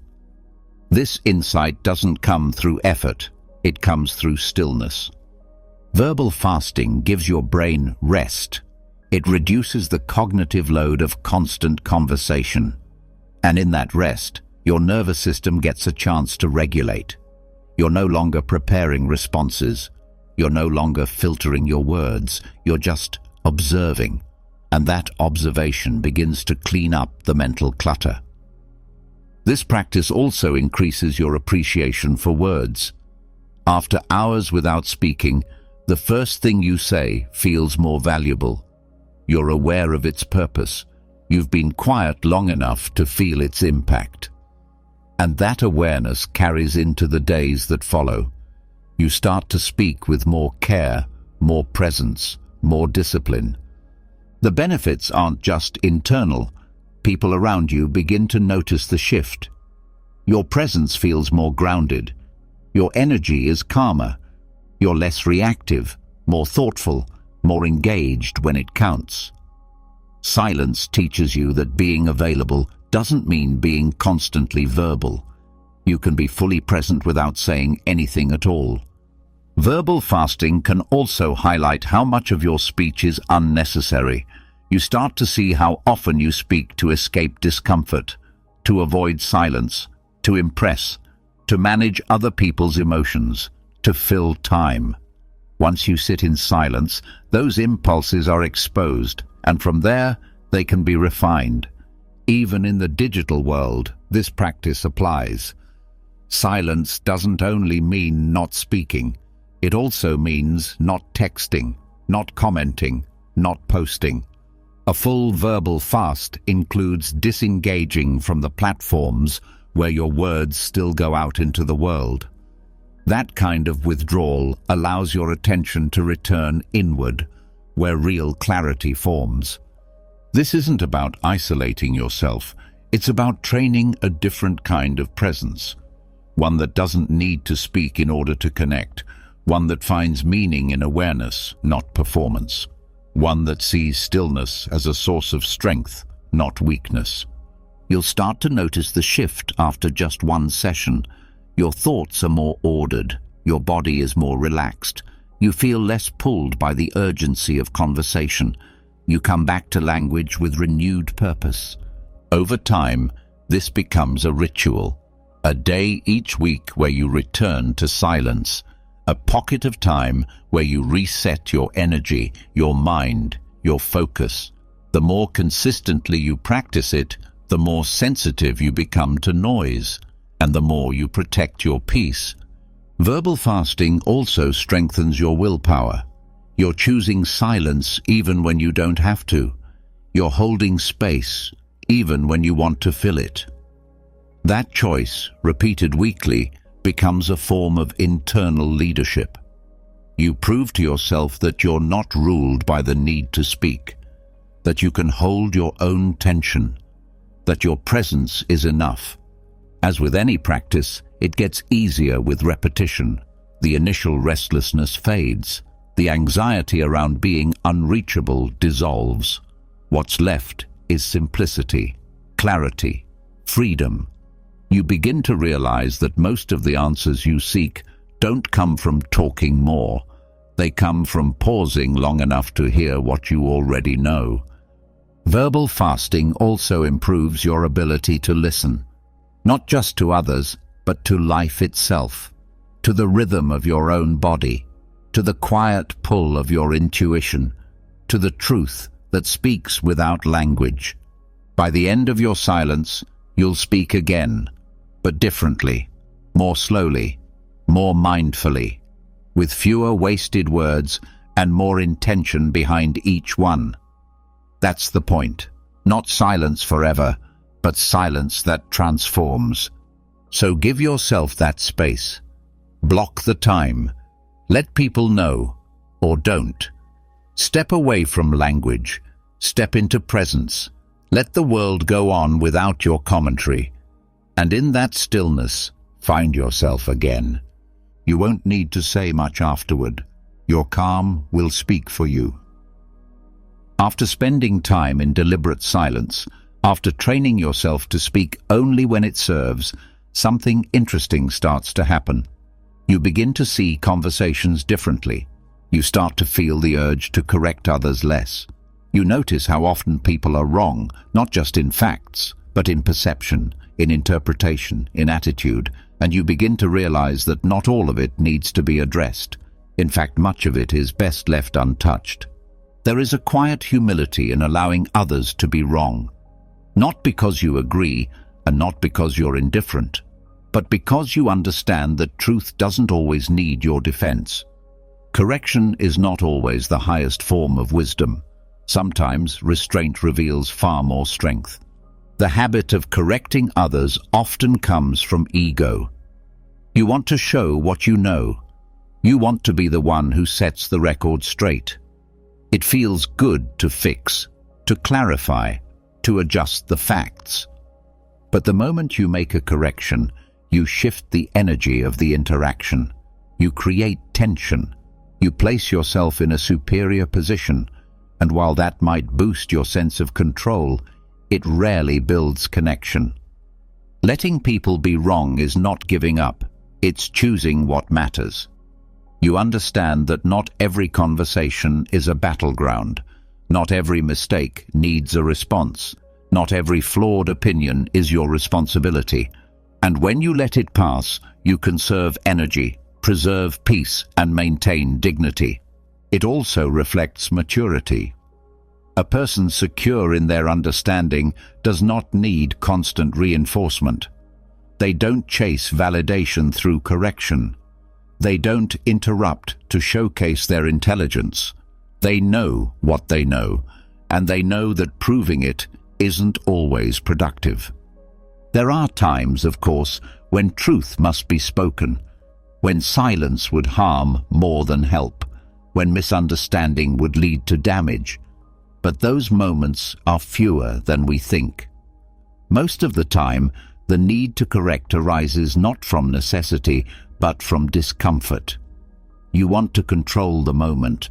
You want to reshape someone's thinking.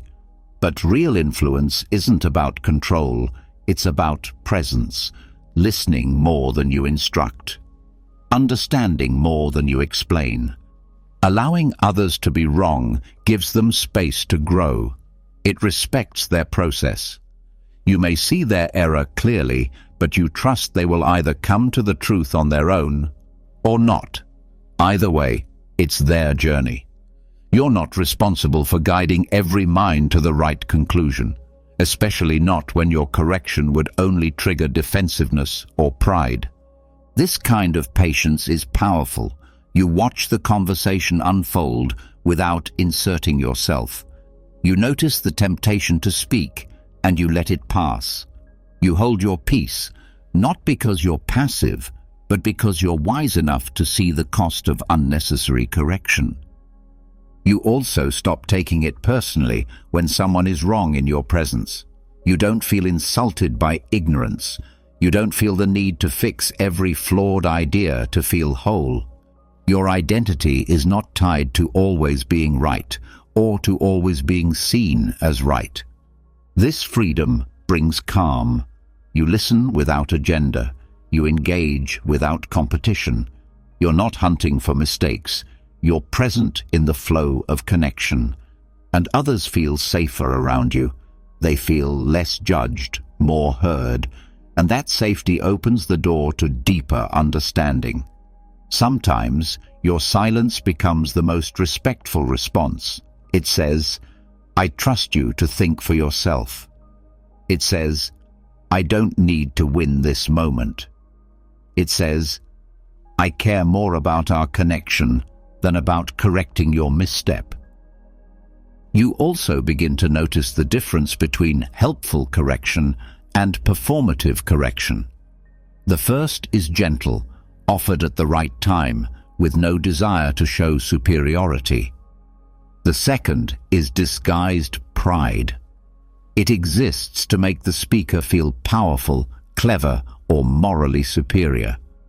Learning to spot the difference in your own motivation changes everything. When your intention is pure, you correct only when it serves the other person, not when it serves your ego, not when it makes you feel important, and not when it's just about proving a point. This practice transforms relationships. Especially in close ones, the habit of correcting can slowly wear down connection. A partner, a friend, or a colleague doesn't need to be constantly reminded of their missteps. They need space to feel understood, to feel safe making mistakes without being picked apart. Letting things go builds trust. You choose peace over precision. You choose respect over control. You choose to be someone whose presence feels steady, not sharp. This is not passivity, it's strategic restraint. You're not silent out of weakness. You're silent out of respect for timing, tone, and purpose. And that silence becomes wisdom. You also become a better learner. When you're not always trying to correct, you're more open to receive. You listen fully without preparing a reply. You hear not just the content, but the meaning behind it. And often, that deeper listening reveals something you would have missed if you'd spoken too soon. The humility to not correct doesn't mean you abandon truth. It means you elevate the conversation above ego. You step back and ask, is this necessary? Is this helpful? Is this the right time? And if the answer is no, you wait, or you say nothing. This also reduces conflict. Many arguments begin not because of deep issues, but because of small corrections that escalate. You point out something minor. They defend. You push. They push back. And what could have passed quietly becomes a long, tiring detour. With discipline, you start avoiding these unnecessary roads. You choose quiet understanding over loud correction. In professional spaces, this skill becomes a mark of leadership. Leaders who constantly correct erode morale, but leaders who allow room for growth, who guide gently, who know when to hold back, create a culture of trust. Their correction, when it does come, is more impactful, because it's rare, deliberate, and always in service of the team, not the ego. You also become more aware of your own imperfections. When you stop jumping to correct others, you become more humble about your own gaps.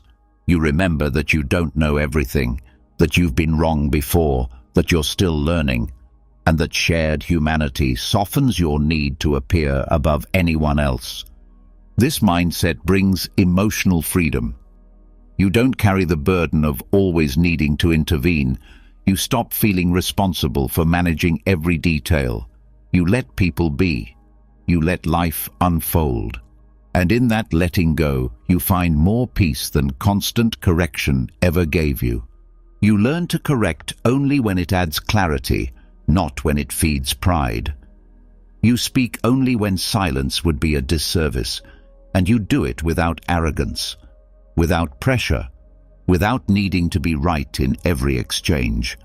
That kind of speech is respected, not because it's forceful, but because it's clean, it's measured, it's rare, it carries depth, not dominance.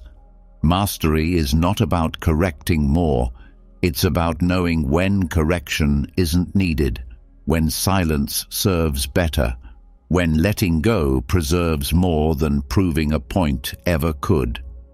So the next time someone is wrong in your presence, pause, breathe. Ask yourself what really needs to happen here. Often the answer will surprise you, because the highest response is not always a correction. Sometimes it's restraint, sometimes it's silence, and sometimes it's simply the grace to let someone figure it out in their own time, without you needing to interfere. After you've developed the humility to let others be wrong without needing to step in, you begin to feel a shift in how you use your voice. You no longer speak to correct, to win, or to show what you know. And from that stillness grows a deeper question.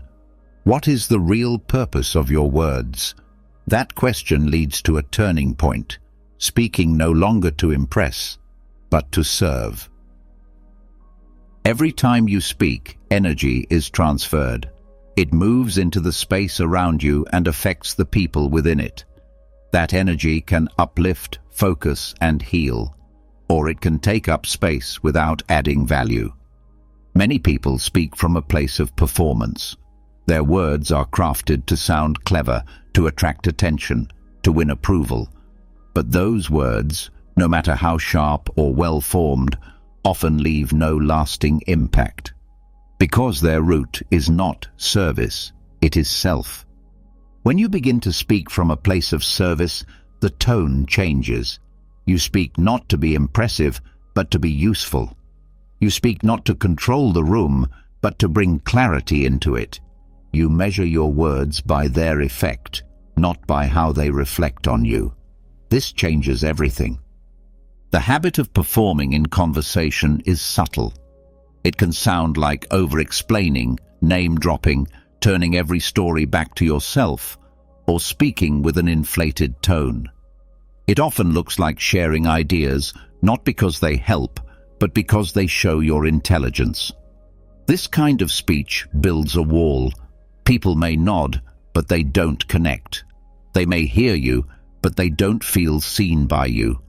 Service-oriented speech does the opposite. It lowers walls. It meets others where they are. It leaves people better than it found them.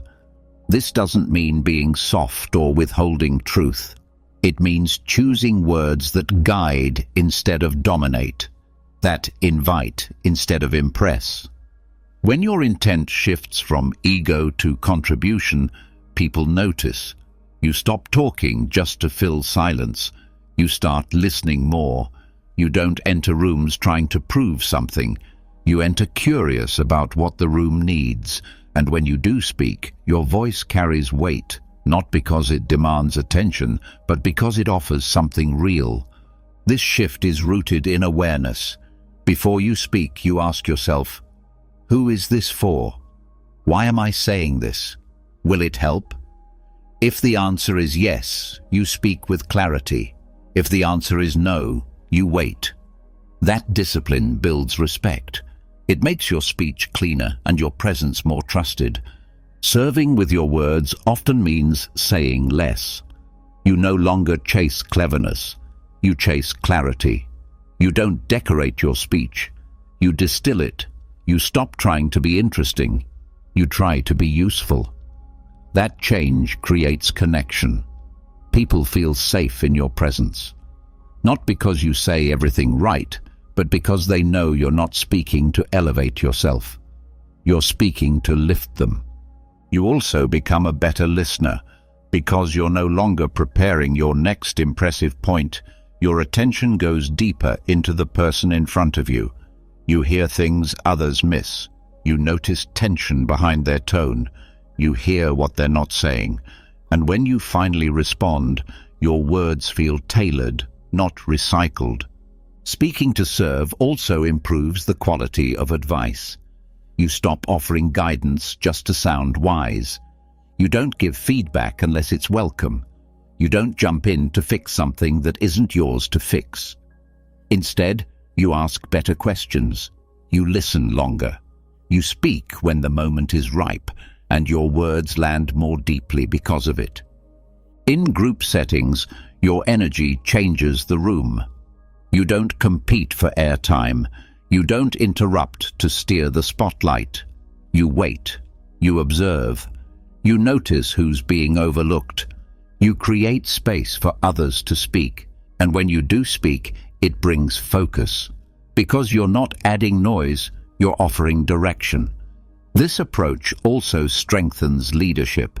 Leaders who speak to serve create more trust. Their teams listen more carefully, not out of fear, but out of respect. People follow their lead because their words solve problems. Their presence clarifies the mission. They speak less, but they speak to empower, not to control. Speaking to serve builds credibility over time. You may not be the loudest voice, but you become the most reliable. Others start seeking you out, not for flattery, but for insight, not for performance, but for perspective. You become known for words that calm, words that guide, and words that move people toward action. Even in conflict, this mindset is powerful. You don't argue to be right. You speak to understand. You don't push your view to win. You slow the conversation down. You soften your delivery without weakening your truth. And that calm creates resolution faster than any debate ever could. When your words come from a place of care, they open doors. People lean into them. They feel heard even before they speak. And when you do offer input, it lands with more impact because it carries no self-serving weight. This shift also changes your inner dialogue. You start speaking to yourself the same way. Less criticism, more coaching. Less noise, more insight. You filter your internal words by the same rule. Is this helping me, or just creating more mental clutter? Over time, this discipline becomes your standard. You don't need to constantly monitor yourself. The habit forms. Your speech simplifies. Your conversations deepen. You stop needing to perform. You start choosing purpose in every word. This doesn't mean losing your personality. You still bring your voice, your presence, your humor. But it's anchored in service, not in the need to be noticed. And that anchoring changes how others experience you. You don't need to be flashy. You don't need to dominate. You don't need to impress. You only need to serve with your speech, to help people think more clearly, to make people feel more capable, to bring something that elevates the room, not your image. That's how presence becomes magnetic, not through volume, but through value. not through performance, but through peace. When your words are no longer shaped by the desire to be seen, they begin to shape the world around you, with calm precision, with lasting influence, and with a quiet kind of strength that always speaks loudest. You've just walked through a path few are willing to take, a path of silence, restraint, precision, and presence. A path where your strength no longer lives in how loud you are, but in how deeply you observe, how carefully you act, and how wisely you speak. This isn't just about talking less. It's about thinking more clearly, acting more purposefully, and living with deeper peace. From mastering the pause before reaction to removing the ego from your speech. From letting go of the need to be seen to reclaiming your power through silence. From listening without agenda to speaking only when it serves. You've seen that your words shape your world. And when you begin to speak with intention, or not speak at all, you don't just gain respect, you gain freedom. Now the question is, what will you do next? If this message struck something in you, leave a comment below with the words, "Silence is my strength." Let the world know you're walking a different path, the Stoic path. And if you found real value here, subscribe to the channel for more content that speaks not to your noise, but to your discipline. Quiet minds build loud legacies. Let's build yours together.